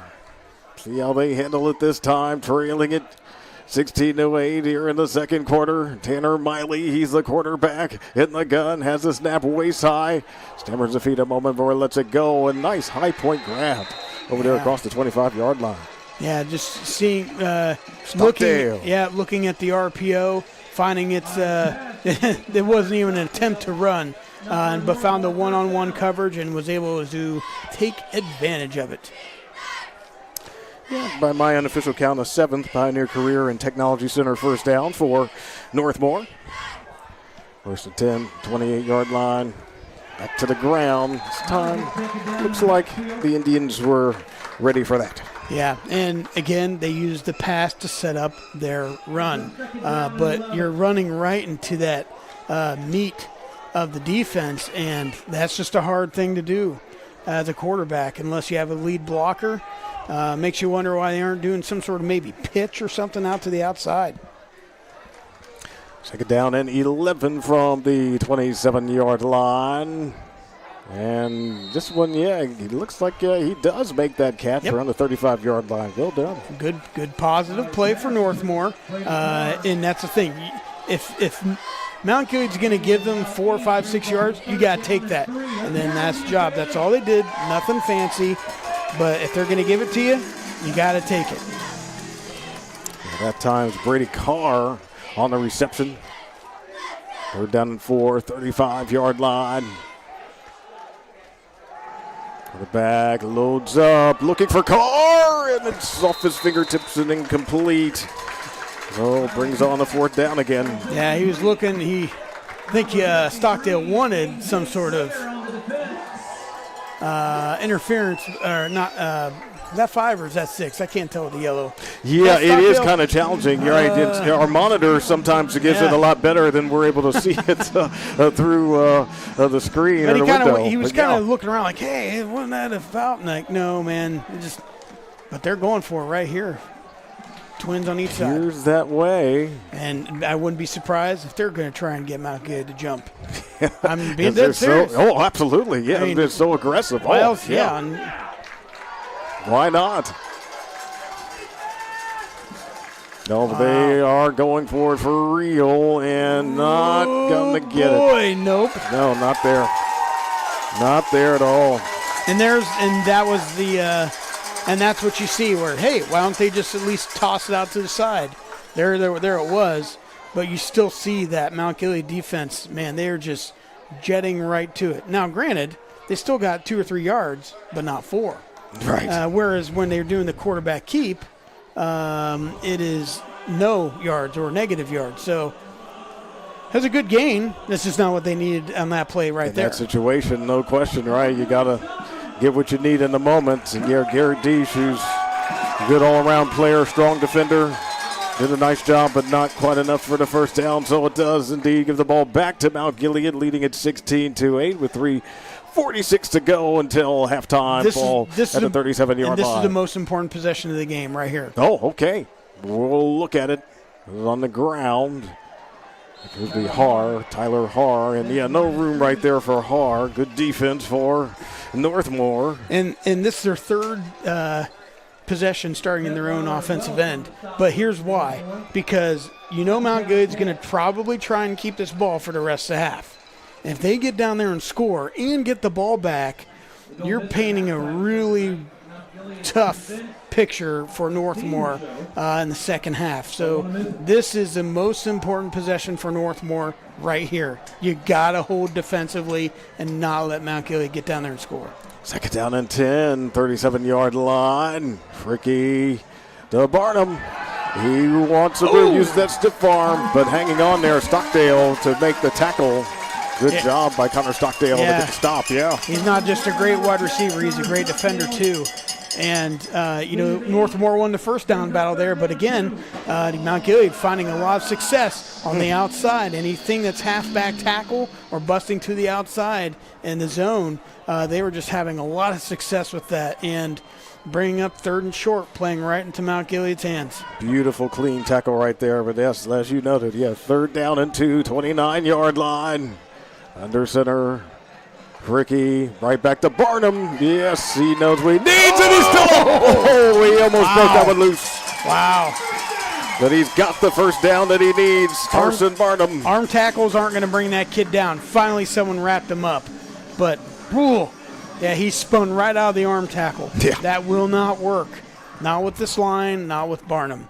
And, again, like I was saying just a minute ago, Mount Gilead's doing their thing here. Northmore's got to stiffen up.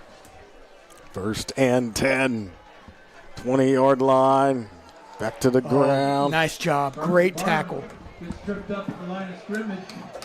Yeah, great tackle. Way to dive in there and get Barnum before the train started running. Nice job by Northmore defense. They need a couple more of those. Again, if you can keep them to 1 or 2 yards on the first down, that's a good sign, but you got to do it again. Second down and 9, 19-yard line. To the ground, Haar. Changes direction. Cut it up. It's a good play there for Tyler Haar. Absolutely, you never know when he is just going to take it all the way, but he got enough for the first down. Yeah, nice job by Haar. The play was set up to go outside, but then he saw, hey, wait a minute, they over-pursued and cut it right back to the middle. They're going quickly here. Some tempo right to Barnum across the 5 from the 8. And two timeouts, so I think we may have a player down. Hold on. Young man's getting up. Okay. But, Mount Gilead, they've got 2 timeouts, but they are trying to hurry up here. Maybe they want to score quickly, Kirk. I wouldn't blame him. Barnum's got it. Here will be a timeout. Maybe.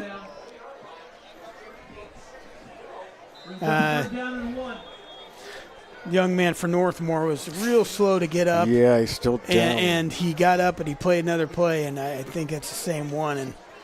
And this kind of offense, it's bruising, man. It hurts. And I did ask Coach Armrose about that this week. I said, man, you've got 2 games in a row here because they've got Mount Gilead this week and then Cardington next week. I said, how'd you get lucky enough to play 2 bruisers in a row? He goes, man, I don't know. He's like, but we just try and emulate what these teams do, but it's hard to do because it's so bruising and so physical. That's what changes the equation. There are a lot of things you can see on film, but when you actually get out there and you start knocking helmets, right, you start facing it. Yeah, you're right. And it's hard. And sure is. And then so I asked him about the health, and he said, hey, we got a great trainer over at Northmore, and she takes great care of us. And they take great care of us and everything else. And it's fine, but Yeah, Allie Rule, yeah, she has a great reputation, yeah. but boy, it's hard to replicate this kind of physicality, and when it's just constant. And then, like what we said, you were like, hey, they're getting up on the line. And so you're just like, oh, I got hit in the mouth. Oh, I'm getting hit in the mouth again. There's no, hit in the mouth, breathe. Yeah, you're right, it's not happening, exactly. And so it's one of those things where maybe Mount Gilead kind of sensed that, hey, Northmore's getting tired on that line. Keep feeding. Right, exactly. Yeah, they appear to be working on Garrett Deef. So, he's turned on his back. So, that's a good sign. Exactly. A good sign, right. That is a good sign. So, we certainly won't speculate as to what exactly is going on there. But, obviously, they're going to take their time and make sure everything is done right. While we have a moment, we can look at what their schedule has been and will be. Right. So you got Mount Gilead, obviously, today. Then you got at Cardington. And they're 3-4, but I'm telling you what, man, they are a hard physical 3-4. They really are. I mean, we saw them. Yeah, we know with Wyatt Denny what a team they are. It's such tough competition here in the KMAC. It's what it is. Right, and you're traveling on the bus for both games. So it's not like, we can be at home. I mean, you're driving on that bus, going and getting smacked in the mouth a little bit, and how do you respond to that? And Northmore did a great job responding to that after a couple scores by Mount Gilead, and going down there and scoring their own. But boy, Mount Gilead they've shown up this week, man. Kirk, it's real simple. Last week, they got taken to the woodshed. Yeah, it really was one of those situations. It is what it is. And I heard that the players really took ownership of that. They said, we just didn't play our game, and they want payback. They want to play them again. Right. And who knows? Maybe they'll get the chance in the postseason. But and then they got taken to the woodshed. They got slapped around, and the response was by senior leadership. You know what? We want to have the same energy and fire than the desire that we had week one. And so they asked for really hard drills in the week, and so far that's paying off for them. And Northmore's kind of unfortunately getting a little bit of the fire of a loss brought to them tonight. And it's a great bounce back by Mount Gilead, but Northmore's really kind of struggled with the physicality and kind of seeing what's going on with this young man. He's up and around. Yeah, now seated up, so yeah. Thank goodness. And right, they're always looking for the positive signs, absolutely. So, but players are concerned from both sides watching, and again, these are great schools, man. The kids are great, the fans are great, and as everyone's clapping for him, perfect. Yeah, so he is on his feet. That is great. He is walking, albeit slowly, but always definitely wishing the best for that young man, Garrett Deef. Yeah, good football player, and but obviously the health is of the utmost concern. Correct, and he's just one of those nice, quick outside linebackers. But boy, he's been. It's just brutal, and but both these teams, both schools, great kids, and nice job by the fans there. Good sportsmanship, as we've seen all year long in this conference. All right, well, we get back at it. 3rd and goal from the 2-yard line. Mount Gilead trying to go back up 2 scores. It's up 16-8 late here in the second quarter. Fricky, and I think he just get the Barnum, didn't he? Yep, Barnum. He did. Just came That's right out. Just nothing fancy. That's one of the few times they've run the actual T tonight, and just handed off to Barnum right up the middle. And that's what you didn't want if you were Northmore. And that's what you want if you were Mount Gilead. And little victories if you're Northmore right here. Don't let him get the 2-point conversion, and you got to come out in the second half and make some big stops. You do have about 30 seconds here, and you got some wideouts, and you have some timeouts. You might be able to do something, but Northmore's they're going to be in for it here. So they got to make some plays. Going for the 2, and ooh. Hey, nice job, Northmore. Wow, so that time, that was it. Yeah, Fricky was not able to break through on that. Oh, my goodness. Well, they usually do get those 2-point conversions, but they are not automatic. But we sure can great take job another look at the touchdown. Carson Barnum riding in, and he knew it. Yeah. Wow. Yeah, so, what a player. But nice job there by the Knights to keep them from getting the 2-point conversion. Like I said, take the little victories and little positives. And, again, Northmore has the long ball ability. So I'm interested to see if they take some shots down the field here on first down and see if they can either get a pass interference again, as we've seen tonight, or get a completion, and they've got the timeouts. Time is not the issue so much. I mean, it is, but it isn't. True. Three timeouts in this passing capability. They can do something, but we'll see what they choose to do. All right, so kicking off time here. Here we go. Across the 30, 35. Stockdale, but not able to make it to the 40. So we'll see what this offense does here for Northmore with just a little bit of time. Yeah, oftentimes what dictates what you do is how the return goes. And it's in the middle third of the field. So you do have some options, 21 seconds. If you're Mount Gilead, it might not be a bad idea to do tight coverage up front and maybe a cover 3. Because I mean, they're probably, if they were smart, they'd probably go for a deep ball here. And it looks like, I know we have one deep. First and 10, 37-yard line. On the other side, and Cotton going out of bounds. That's what you want to do. 7 yards, 16 seconds. Didn't have to use a timeout. That's exactly right. That's good. That's good. Sidelines. That's good. This one has to be a longer pass if you want to try and do a Hail Mary. Taking the 3 right. They got to cover a little more distance. Nice job. He was under pressure, not able to get off a clean throw. And that's exactly what I was talking about with the keys of the game. The Mount Gilead defense, those linemen came in there and not letting him keep his feet there and not allowing Miley to have those targets. So not letting him get his feet settled. 3rd and 3, 43-yard line. All right, here we go. Setting up the screen here. Campbell. Yeah, 0.3 yards. Not and bad. I'll tell you what, Mount Gilead might call timeout. Time is the issue, yeah. Yeah, Mount Gilead called timeout. Yeah. Yeah, it's a first down. They got a first down. It's a first down, yeah. Okay. So, So Northmore called timeout. Okay, hey, and that was a great call. Yeah. And why was that a great call? That was the exact same screen pass that Danville ran. Yes. And gashed him on. So that was a great play call over there by Northmore because that was the exact same over-the-top screen you catch on the line. And just real subtle halfback screen, just a teardrop screen. But all it was an opportunity. But, man, Mount Gilead, they're like, hey, we've seen this before. Yeah, that's how you got to approach it. It's a little bit like that fool me once. Right. Should I do my George Bushism right here? Oh, okay. There's a saying in Tennessee. Oh, my God.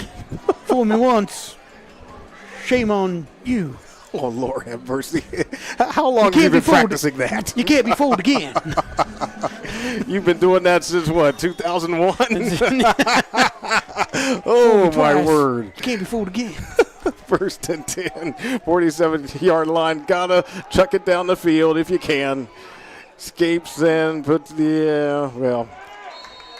that just was not going to be enough. They didn't have enough time. They pretty much knew it. Main thing, not turn over the ball. But Mount Gilead goes into the break with the nice lead. They've got to be pleased with that. So, you see them over there celebrating, but they know the job is not done. Correct. So we will take a short break. We'll come back, get ready for our halftime band show. Band from Northmore and Mount Gilead. So on our scoreboard tonight, brought to you by the Endzone Bar and Grill, it is Mount Gilead 22, Northmore 8 on the OH Report.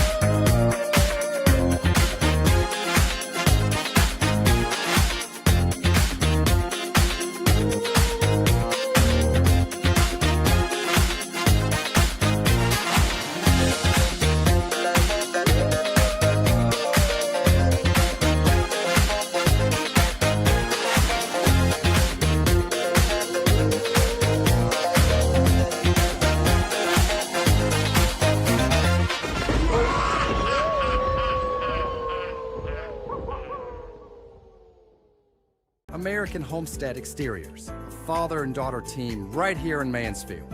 Roofing, siding, windows, gutters. Done right. No stress, no hidden fees. That's hard work, honest results. We are CB Electrical, your local experts for safe and reliable electrical solutions. Whether it's summer, spring, winter, or fall, we've seen and done it all. Every service call, big or small, our expert efforts all stand tall. That's why at CB Electrical, we live by the motto, if it's a circuit, we can work it. Call to schedule service or request a quote online. Find us on Facebook, Google, and cbelectricohio.com.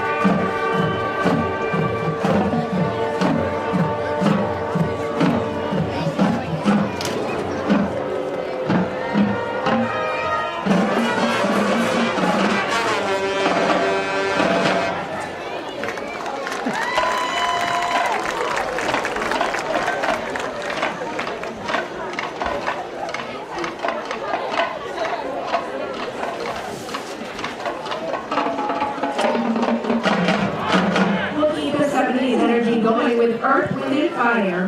The next song is known for its infectious beach, bold horn lines, and unmistakable question, do you remember? It still fills up the dance floors nearly 50 years later. Here's September.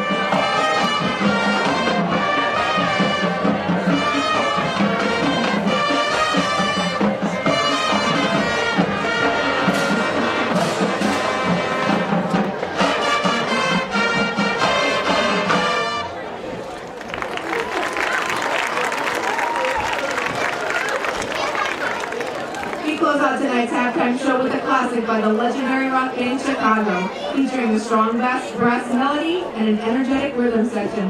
We wrap up our trip through the 70s with 25 or 64.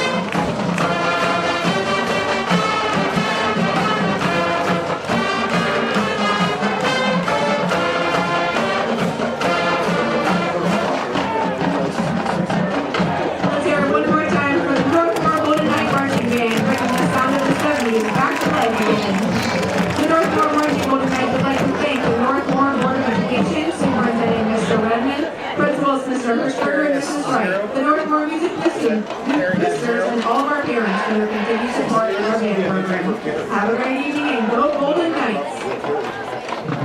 Oh, strong area. Yeah, exactly. Wow. Yeah.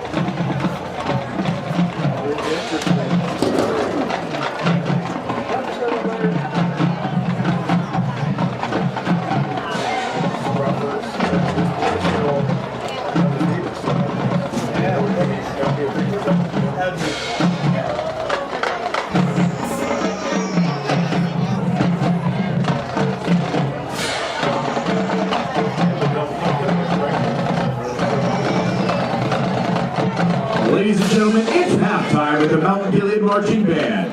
Under the direction of Ross Runyon, Assistant Director Zoe Paulus, alongside with color guard coaches Rosemary Kirkpatrick and Brooklyn Thornton.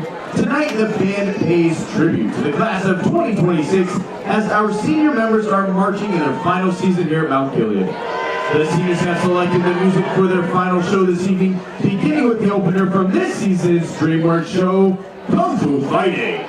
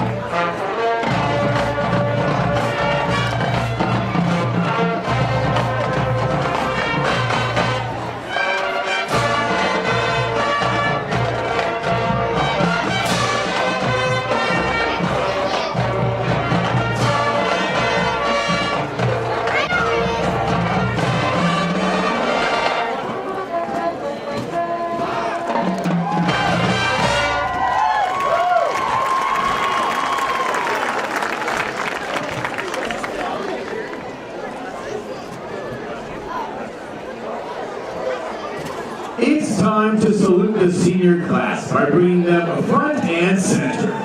Let's hear it for each of the Mount Gilead Marching Band seniors. Alyssa Anton,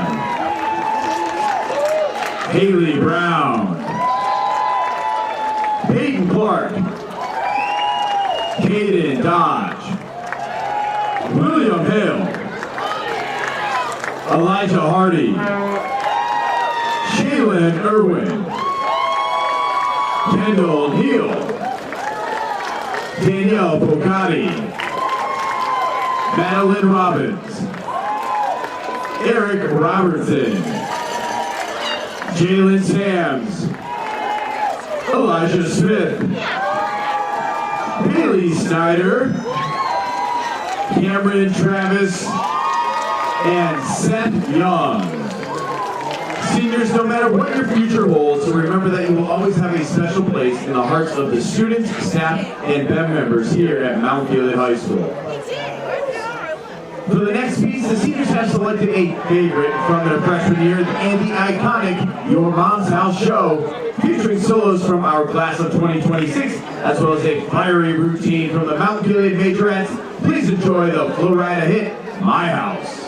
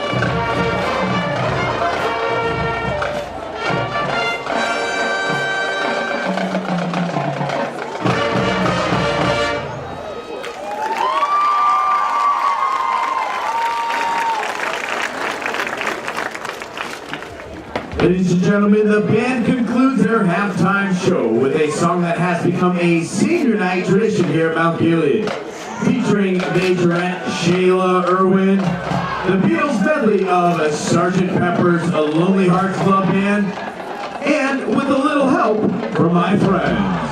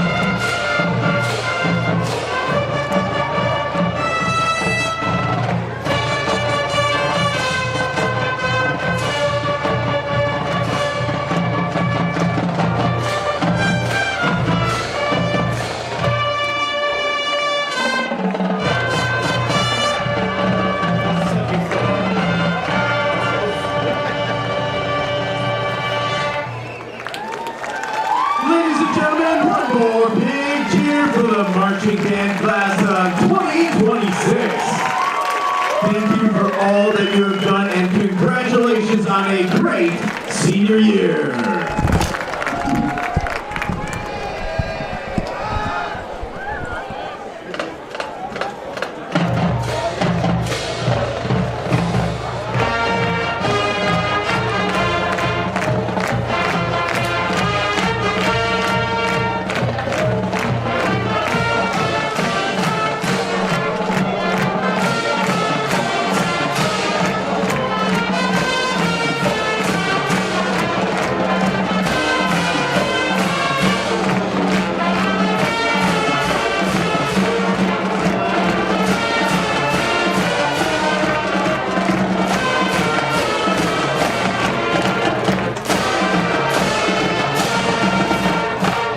The seniors of 2026 and the Mount Gilead Marching Band.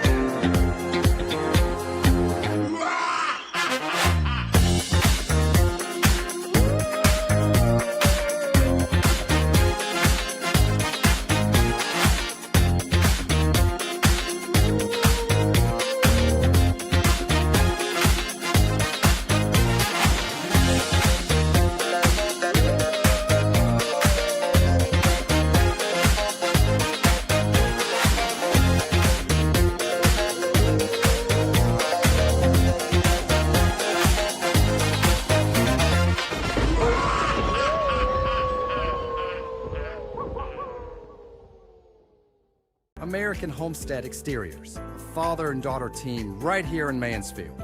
Roofing, siding, windows, gutters. Done right. No stress, no hidden fees. That's hard work, honest results. We are CB Electrical, your local experts for safe and reliable electrical solutions. Whether it's summer, spring, winter, or fall, we've seen and done it all. Every service call, big or small, our expert efforts all stand tall. That's why at CB Electrical, we live by the motto, if it's a circuit, we can work it. Call to schedule service or request a quote online. Find us on Facebook, Google, and cbelectricohio.com.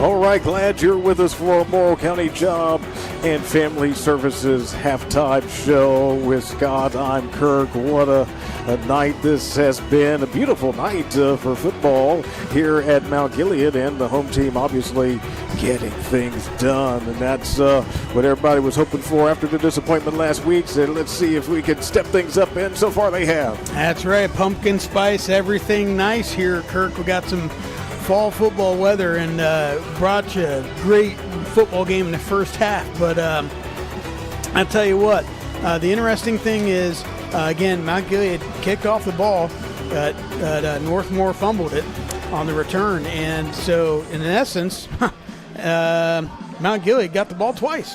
The first downs are pretty even.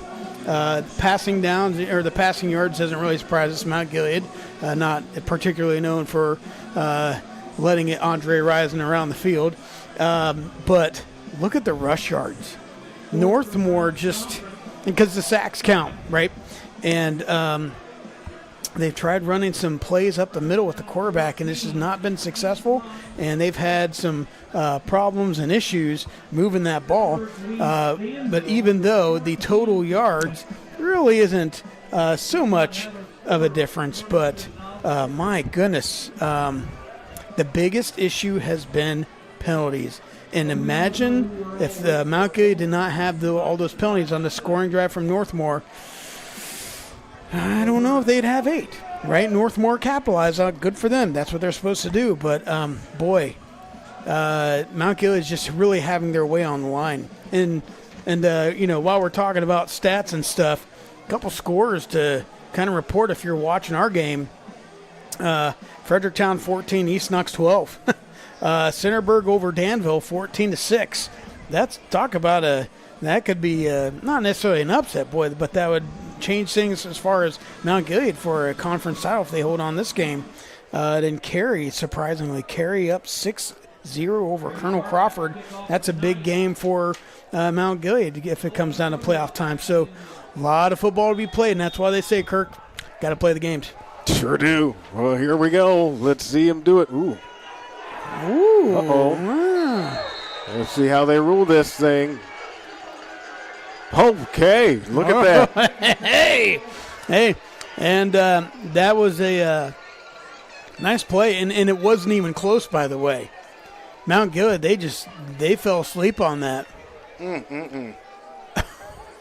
Nice job by Northmore. And the only thing more gutsy to do is during the Super Bowl. And that was done already. So too late for that. Oh, man, but that was amazing. Nice job by Northmore.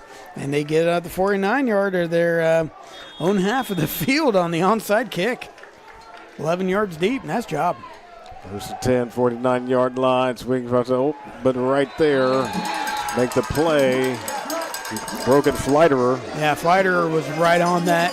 Again, Northmore's run that a couple times here, trying to just swing pass out and getting their athletes the ball in space and trying to move. But, hey, man, that's not quite a 5-yard penalty, but that's even worse. You take the 5-yard and you lose down. So not going in the right direction there.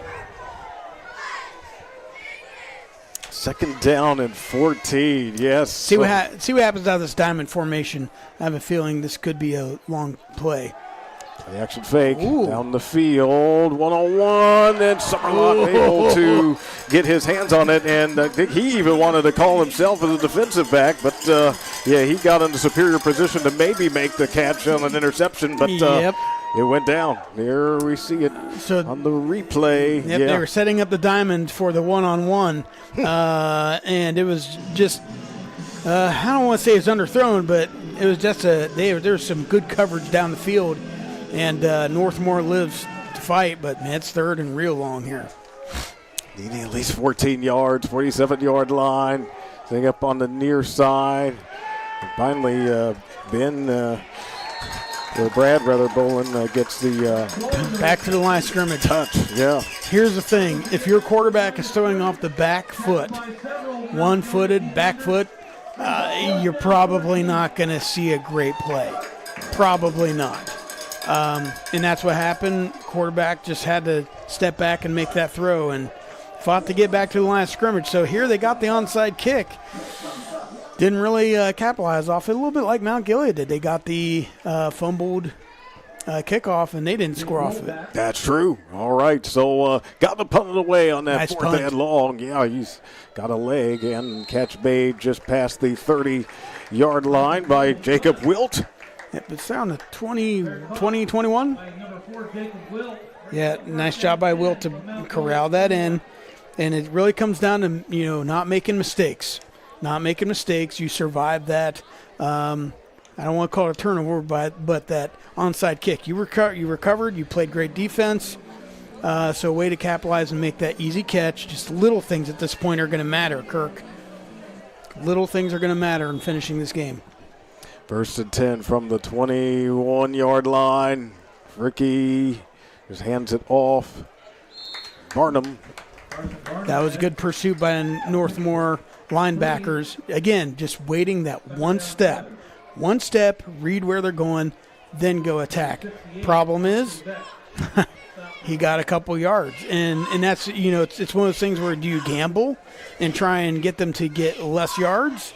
But they've been gambling. It's not been working for Northmore. So they're kind of caught in a rock and a hard place. Wait a step and give up 2 yards, or attack and give up more yards.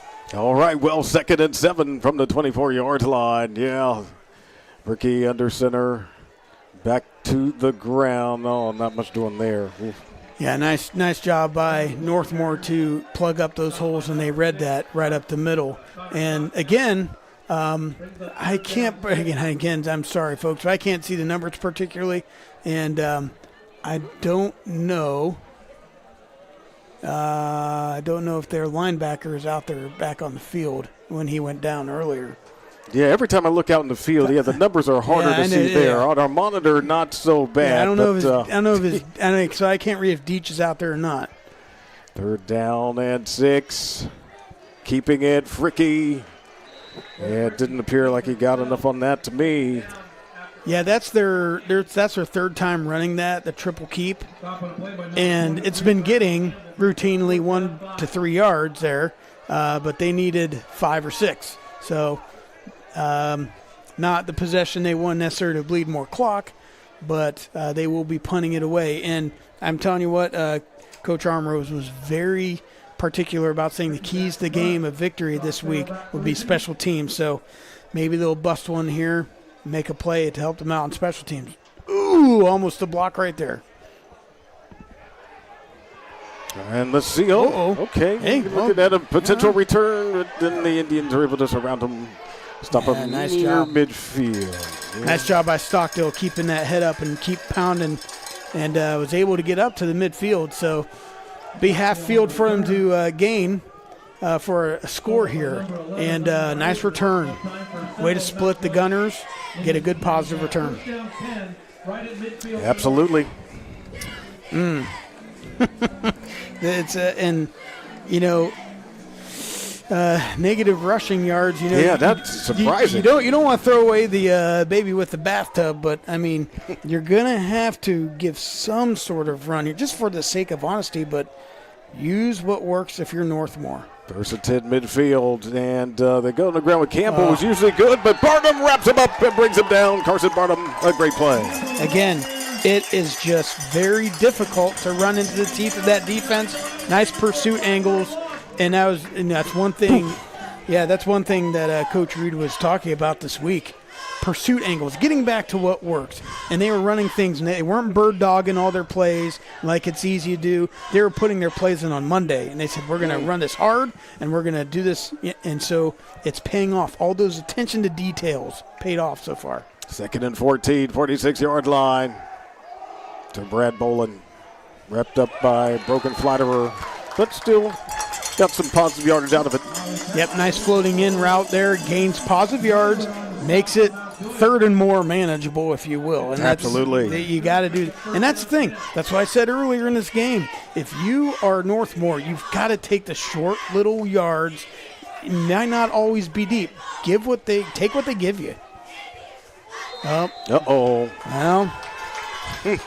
we saw Mount Gilead get some unfortunate penalties, and Northmore is starting to step in it themselves. Yep. Exactly. They were a lot cleaner in the first half, but got to look out, Northmore. That suddenly that nice little float in route gaining you 5 yards, you just lost it like it never happened. Yeah. And that's frustrating. So, you had a 3rd down, 15 play. See what they're going to do. Had a nice punt return, got you in good position, and you just went backward. From the 45-yard line, they need these 15 or more. Let's see, quarterback Miley winds up and has his man on the far side, but not enough for a 1st down.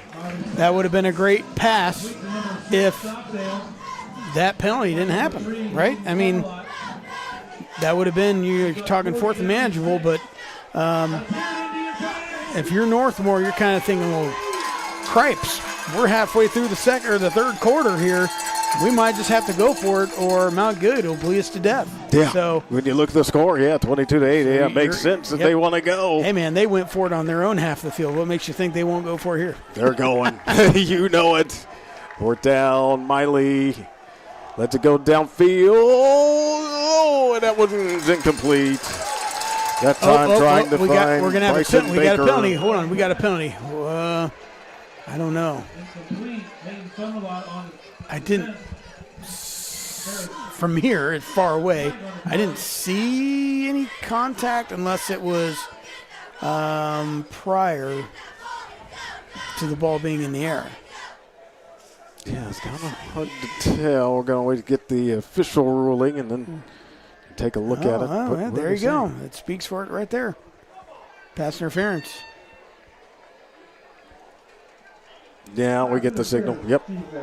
15 yards from the previous spot. Wow. That must have been right when the ball was in the air. I didn't see it at the apex. I didn't see the interference, but at the apex. But so it must have been right when the ball was going up. Good run. There you go, man. Just run the ball out to the flats. Don't run into the teeth of the defense. A nice job by Northmore. They were able to bust up. It was a speed run. It wasn't a hunting run. It wasn't a hunt and peck. It was run straight to the edge, get those positive yards. Man, that's 6 yards. That's 6 big yards. If Northmore winds up scoring on this drive, yeah, we'll look back at it. This was a big one. That penalty. Yeah, that penalty. No doubt Once about again. They go to Campbell.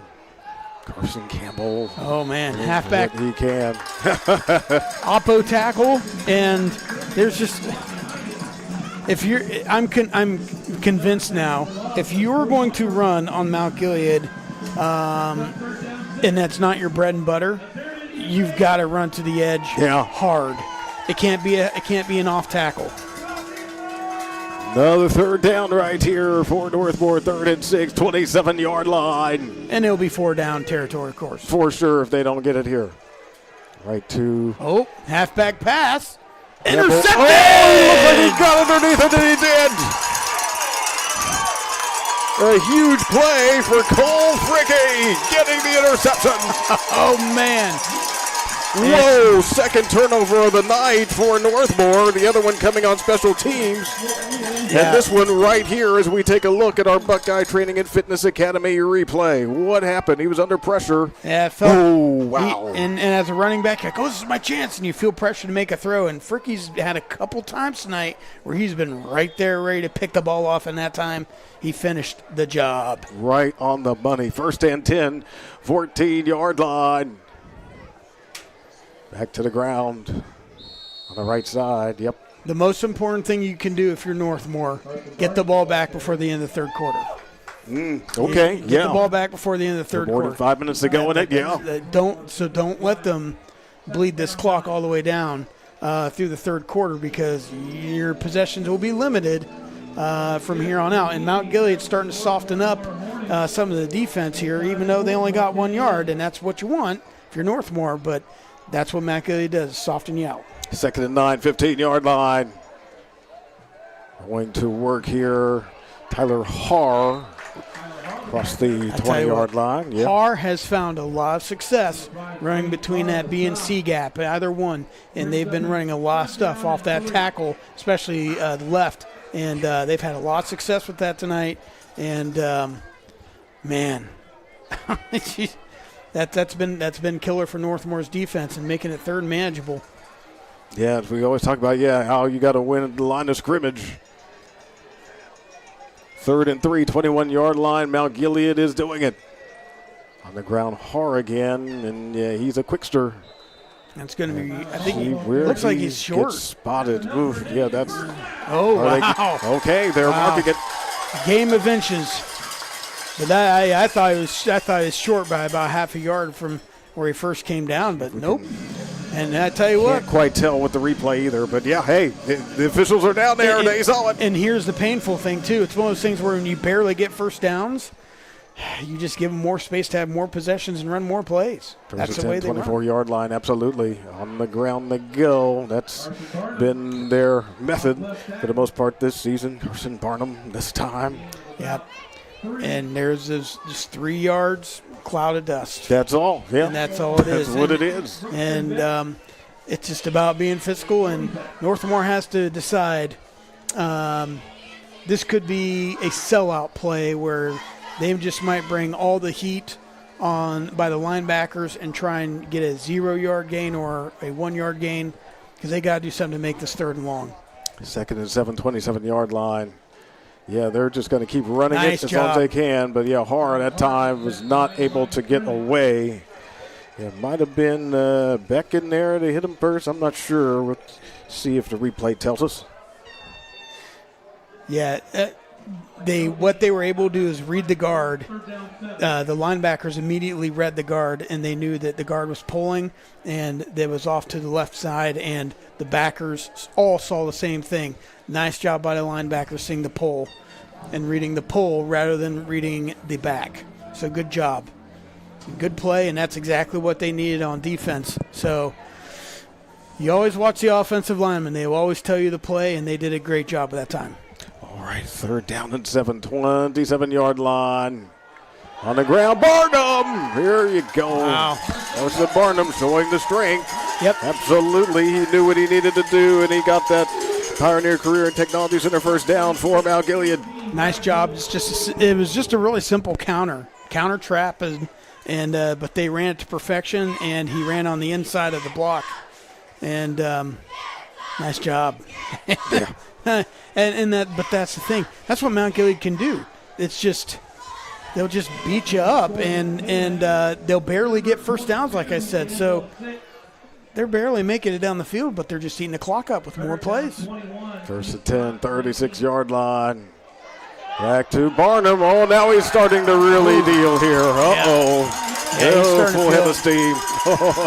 Another first down for Barnum. Starting to feel a nice hit there by Accord, maybe even trying to knock the ball out there. Rodney Accord made a great hit, but man, you're not going to get something out of. You're not going to get Barnum to drop the ball easily. So.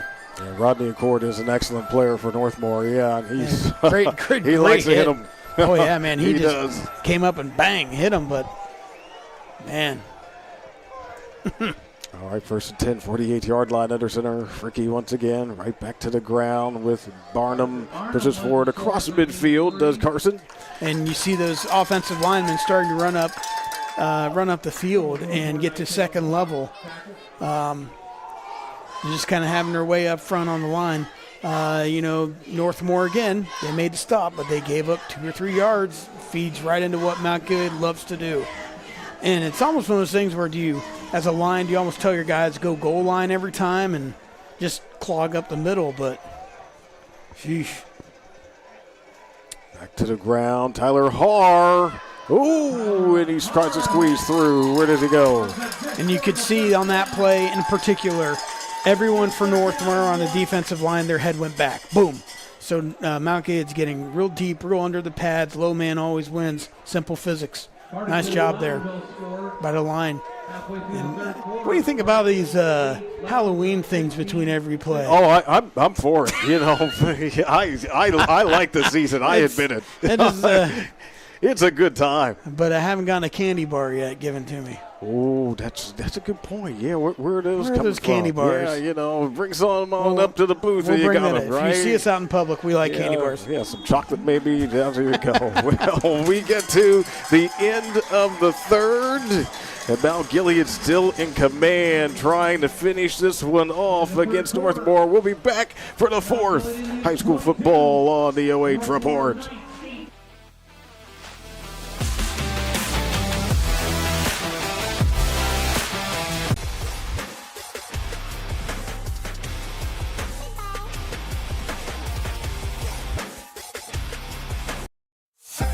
Hi, I'm Eric Gilbert. And I'm Hannah Gilbert with American Homestead Exteriors. And together, We're here for you. So I'd worked for several years for other contracting companies, and what I saw missing was the true customer focus. I wanted that to be the focus of our company, that we put the customer first no matter what, and that's what's made us successful. Hannah and I joke between us that we share the same brain. We have the same ideas, same thoughts, we have the same direction for the company, we have the same focus. When we're on site, we teach the customers about the roof, the age of the roof, what's going on, maybe what caused the damage, along with siding, windows, or any project we take on. When you call in, you're talking to me, and I'm getting you scheduled on his calendar to come out and take a look at your property. We like to teach homeowners about their homes as we're walking through them together. I think it's very important. It's the most expensive thing you're ever going to purchase in your lifetime, and you should really understand what is happening to it and how we can help you make it even better than what it was before.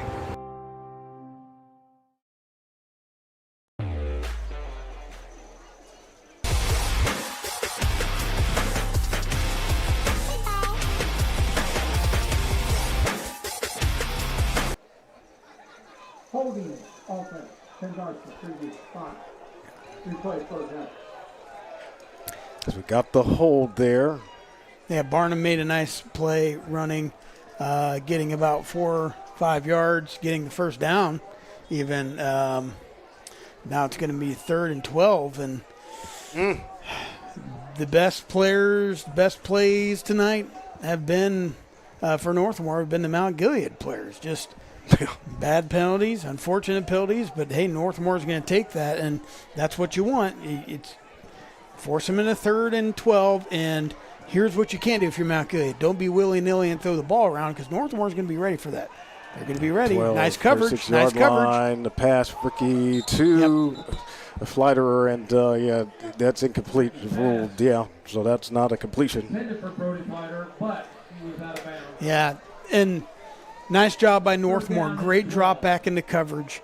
Read that very, very well. Also a great play by Mount Gilead there. It wasn't, a forced throw, because that's what we saw with the halfback pass, right? It wasn't a forced throw. That's almost as good as a run. The only thing is the clock doesn't keep running after a run. But not a bad play. Good job by both teams on that play, even though it benefited Northmore the most, because they're going to get the ball back. Ooh, oh my gosh. That was really close to some contact. Yeah, I was going to say it sounded like it was blocked. Northmore 32-yard line brings up Northmore 1st and 10. Yeah, the slap. It was not a clean block, but it was most definitely a block. And hey, but Northmore's been doing that all night. They've been charging the punts and almost blocking a couple of them. And like Armrose said, he said, hey, I believe in our special teams, and they've come real close to making a couple great plays on special teams and changing the tide of the game. But they've had some good returns, and they had a partial block there. And, hey, if that saves you 5-10 yards, that's a great play. They run tomorrow morning at Northmore for the KMAC Championship. All right, 1st and 10. Boys start at 9. Girls start at 9:45. Come out, support the Mount Working on the ground, I know, and yeah, the clock, a big part of what they have to think about. I tell you, oh my gosh. Running quarterback keep up the middle was not what I'd be running with under 12 minutes. It's a tough call to make. Seems like a little toss play. They did that for a couple yards a few possessions ago. That might not be a bad play, but you're kind of running out of time with that. 5 wide. Second down, yes, 32-yard line. Flag flies up. Going to rule that before they got that snap off. It appears. And that's actually good, because Mount Gilead was right on top of Stockdale, and that would have been pass interference. So, unlucky penalty there for Northmore. It hasn't been that bad for him, especially not compared to Mount Gilead. No, Mount Gilead's been but I mean, that's just a poorly timed penalty, right? And so Mount Gilead getting a little bit of the cake on that one this time. All right, so make it 2nd down and 15. Checking the play. Yeah, we know Tanner Miley, he's got a nice arm. If he gets the protection. Yeah, look out. Yeah, it's going to be a lot of pressure on that secondary for the Indians. Oh, but he didn't get the time there. Gage Shipman blasts through and gets the sack. Oh, my goodness. Wow. It was all-out blitz and zone cover behind, and, boy, they just overwhelmed the line. Oh, as we take another look, my goodness, yeah. He is firing up on that one as he should be. Wow. Heck of a play there for Shipman. And there's nothing much you can do about that. Miley, nice job. Way to hold on to the ball. But now it's 3rd and real long. Yeah. Now things are getting a little bit more stressful for the Knights. On the road, hostile environment. Got to try to find something to get things calm. On pressure again by Zoe Saylor. And that one falls incomplete. Yeah, that was incomplete. Oh, they're calling it. Or are they saying a catch and oh, wow.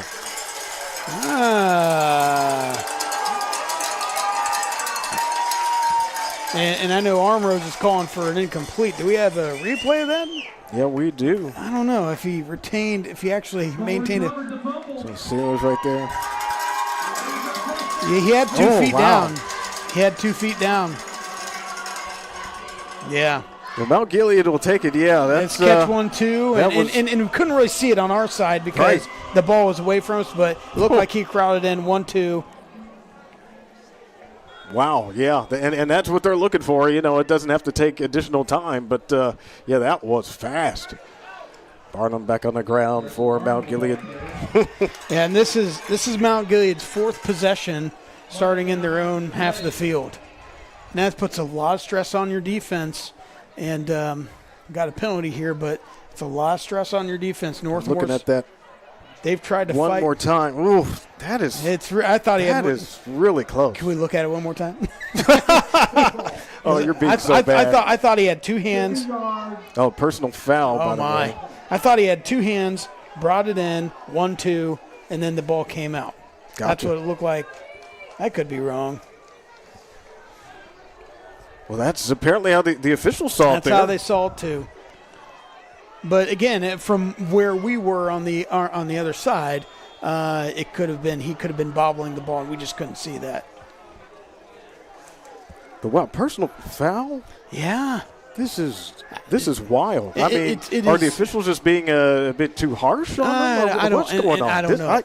You rarely see a game that's just like this. I mean, 15-yard penalty.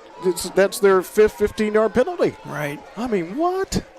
You know, we were, and there's, great play there by Har. Once again, positive yards, moving that. But, you know, we were joking tongue-in-cheek about the 90s Hurricanes and all the penalties, but all the personal fouls. Man, and I don't know, maybe something is being said and they're just trying to crowd the game, or I don't know.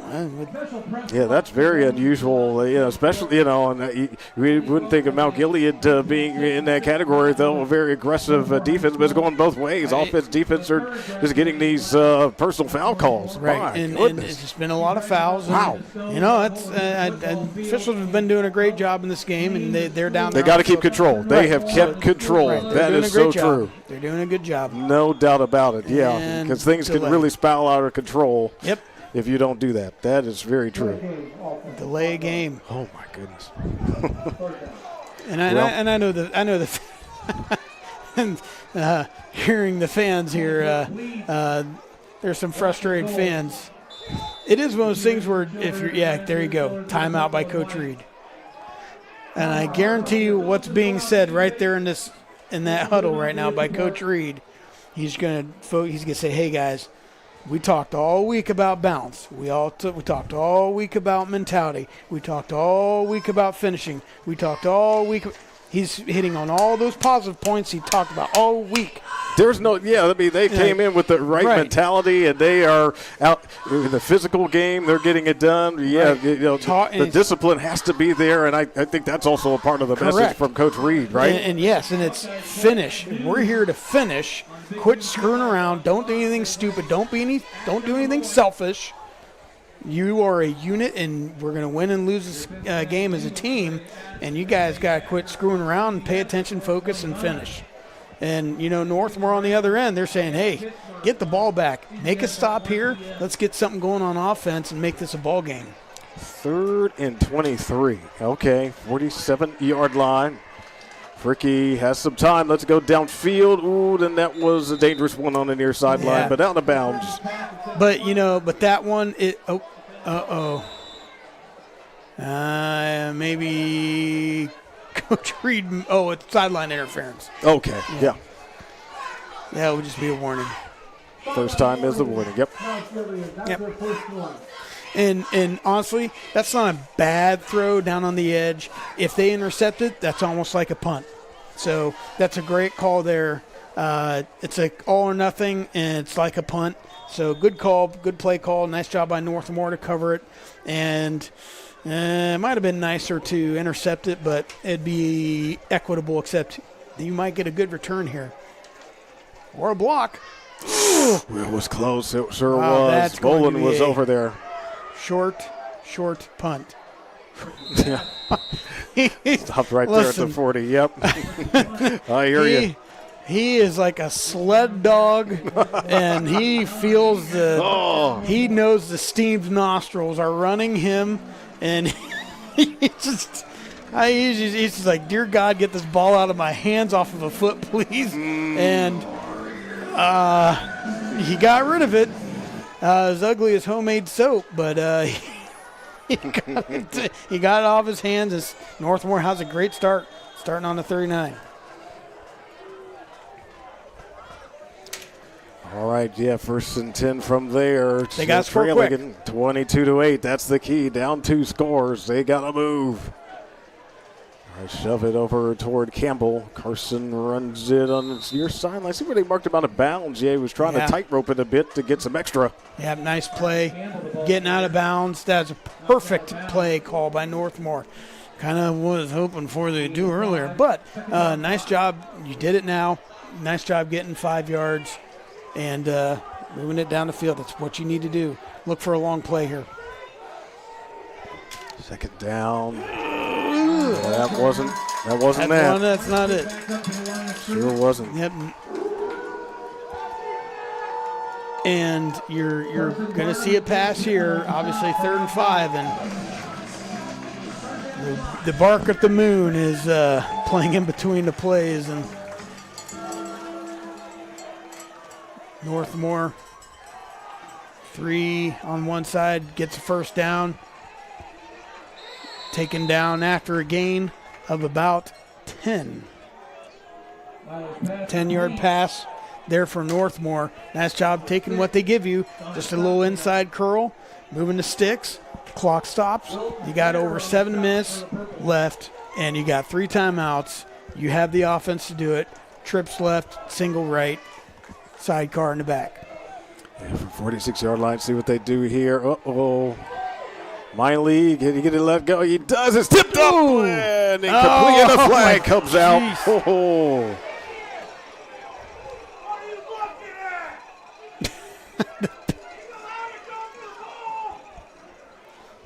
Yeah, I don't know. It's going to be pass interference here. Holding. Okay. Yeah, I didn't think it was pass interference. It didn't look like it from over here, but if it's a holding. Okay. So the difference is holding is the ball is not in the air yet, and you stop the progress of the receiver.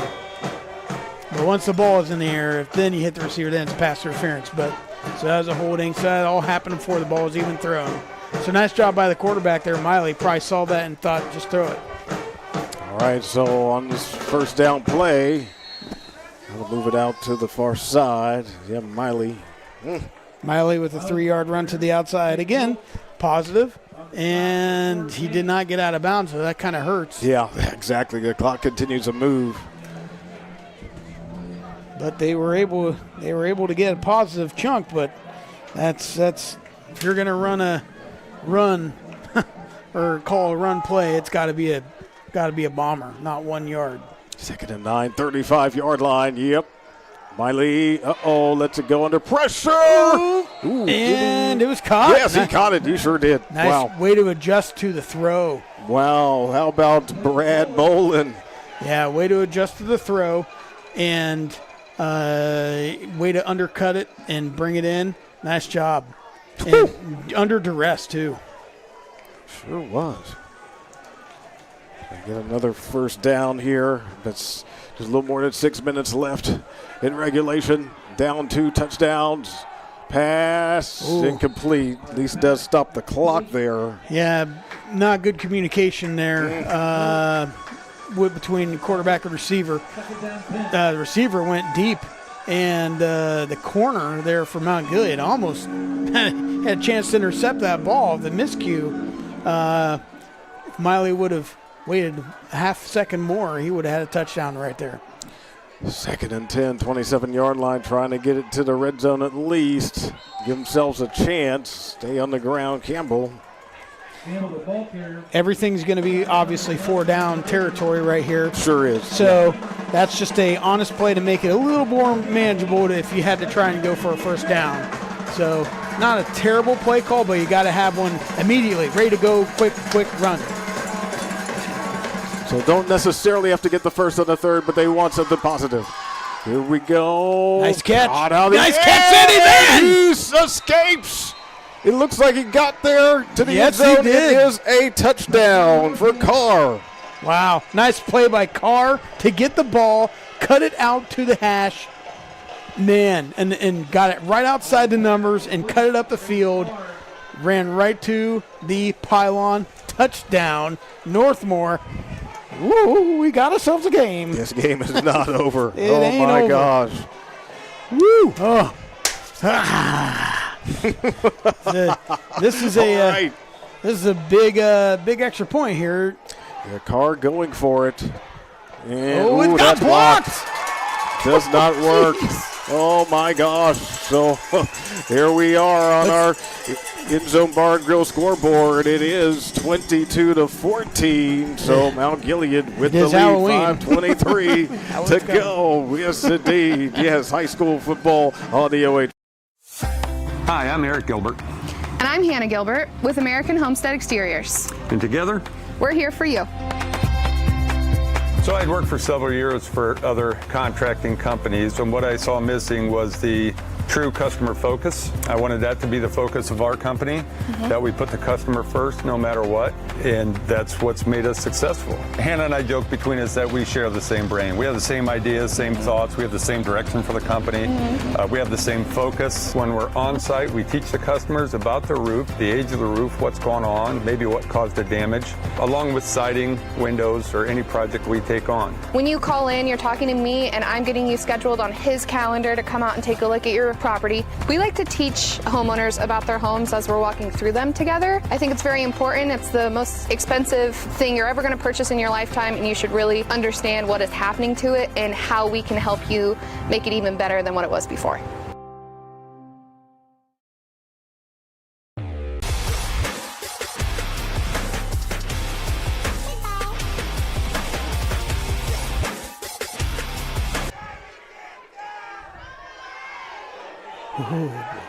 Let's see on the return here for Mount Gilead.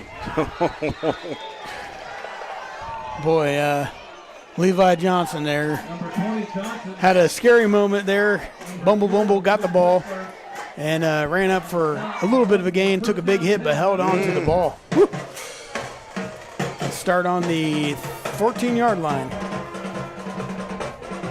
And if you're Mount Gilead right here, you just, again, like I said, keys of the game. I am what I am. And you just got to Popeye this thing and just kill the clock and bleed it to death. But if you're Northmore, these first two plays are crucial. First 10, 14-yard line. Uh-oh. On the ground. Barnum, yes. He knows how to do it. That's not what you want to see if you're Northmore, because, again, that's going to set up everything else. But you never know, man. Hey, Mount Gilead's in some great plays tonight. And they turn around and then they get some silly penalties, right? So Northmore, they're not in bad shape here, but you cannot let them get. If you let Mount Gilead get this first down and another one, it might be game time. It might be, yeah. Because they just bleed the clock. That's the key. That's what they know how to do. Yeah, they sure do. So second down. Yard needed here. And Barnum. Yeah, he got it. Yeah, it looked like he got it. Yeah, sure did. Yeah, so first down for the Indians. And again, it's because what Mount Gilead does, it's just 2 yards, 3 yards, 5 yards. That's what they do. And so it just kills the clock. So, again, Northmore, they've got to make a big stop these next two plays. And maybe Mount Gilead makes a mistake and they are forced to pass again. But, I mean, if you're Northmore, you got 3 timeouts. So at what point do you start kind of thinking, that's true. You know? First and 10, 25-yard line. Mount Gilead trying to finish off this game on the ground with Nice Har. job. Yeah, that's a good defense there for Northmore. That's what they need. But, yeah, the clock is not their friend on these run plays. Northmore has one deep safety, and everything else is it's jailhouse. And so it paid off for them there. Still haven't called a timeout. They're probably going to see how they do on this one. But they were trying to run that play with Har running to the outside. He didn't even get to the outside. Right. He didn't get to outside the box. So good job by Northmore. 2nd and 10, 25-yard line. Right, that is the question. When will Northmore start using these timeouts? Oop. Oh, there's the false start. Uh-oh. Oh, boy, Kirk. It is. Oh boy, we're in for a There it was. This could be There it kind was. of That's a the spooky penalty type I was of talking about, man. situation here. Oh, Geez. No one should ever ask me for the pick for lottery numbers, but I feel like I was calling the future. Gotcha. You know, like, Oh. geez. I mean, it's exactly what Northmore needed there, and they still got all 3 timeouts. So Sure do. Yeah. This game's not over. It's not over at all. Mount Gilead's in the better situation, but correct. Yeah, it's Northmore's not there's dead. still a chance. Carson Barnum running right side. Toss sweep. Yep. Good Getting toss what sweep. he can. Yep, good toss sweep. Hey, that gets you 4 or 5 yards. That's a great play. Timeout Northmore. But Northmore's going to call timeout under 3 minutes. And, they've got – that's the funny thing about Mount Gilead and what they do here. They've gotten a total of 12 yards, and they bled off 4 or 5 minutes here, and head towards that. But if you're Northmore right here, I'm thinking you don't need you can handle one deep, just to for protection purposes. But man, I would man up and then send your linebackers and jailbreak and try and get a loss.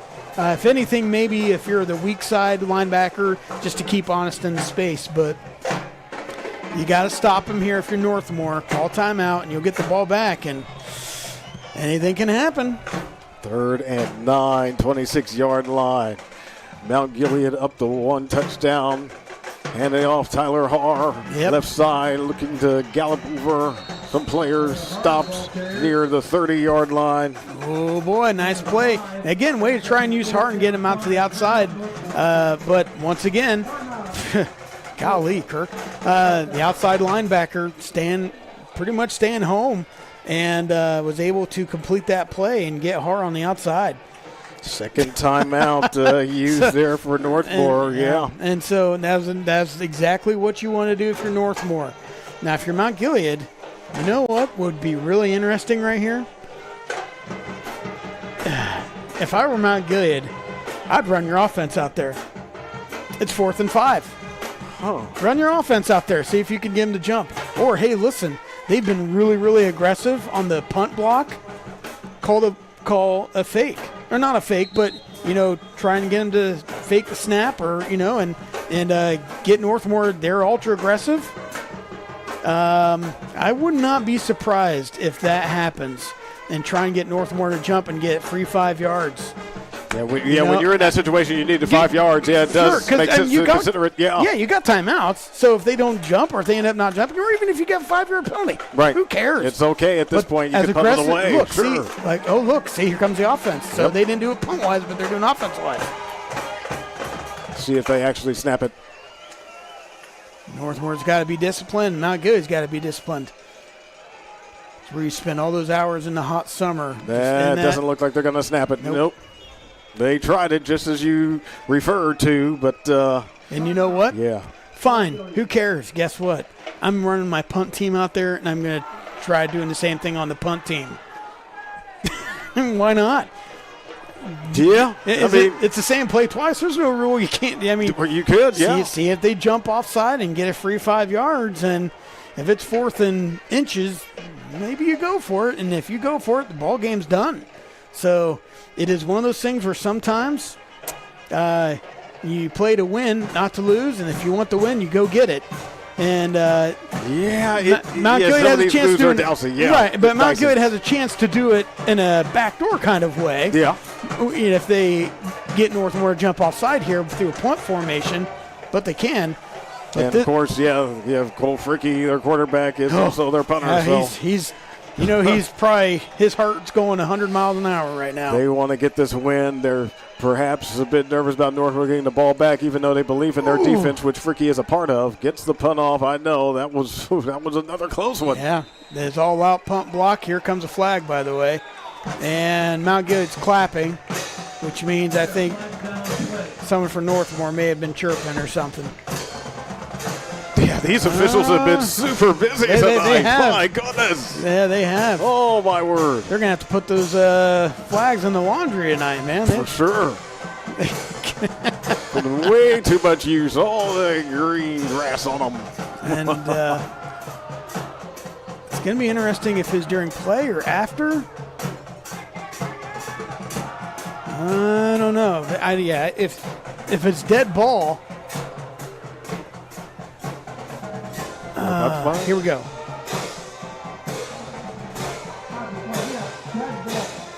Dead ball.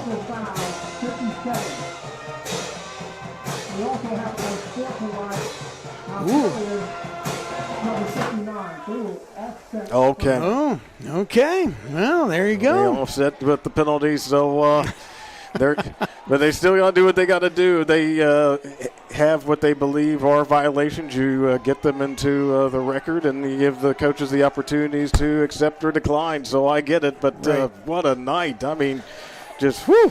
It is uncanny how these penalties have, in different ways, different times, just crippled both of these teams. But here we are in the meantime. Northmore has the ball with the chance to tie it. They can't win it. Absolutely. So they're going to have to score and get the 2-point conversion. So that's obviously a big ask, but it is doable. 2:38 to go. There's plenty of time. Mount Gilead, see how they defend it. At the pass to Stockdale.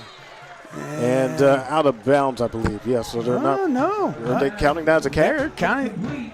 Oh, okay, incomplete. Yeah. When the middle official walked in, I was like, wow, that would have been a great catch. I didn't think so. Not bad.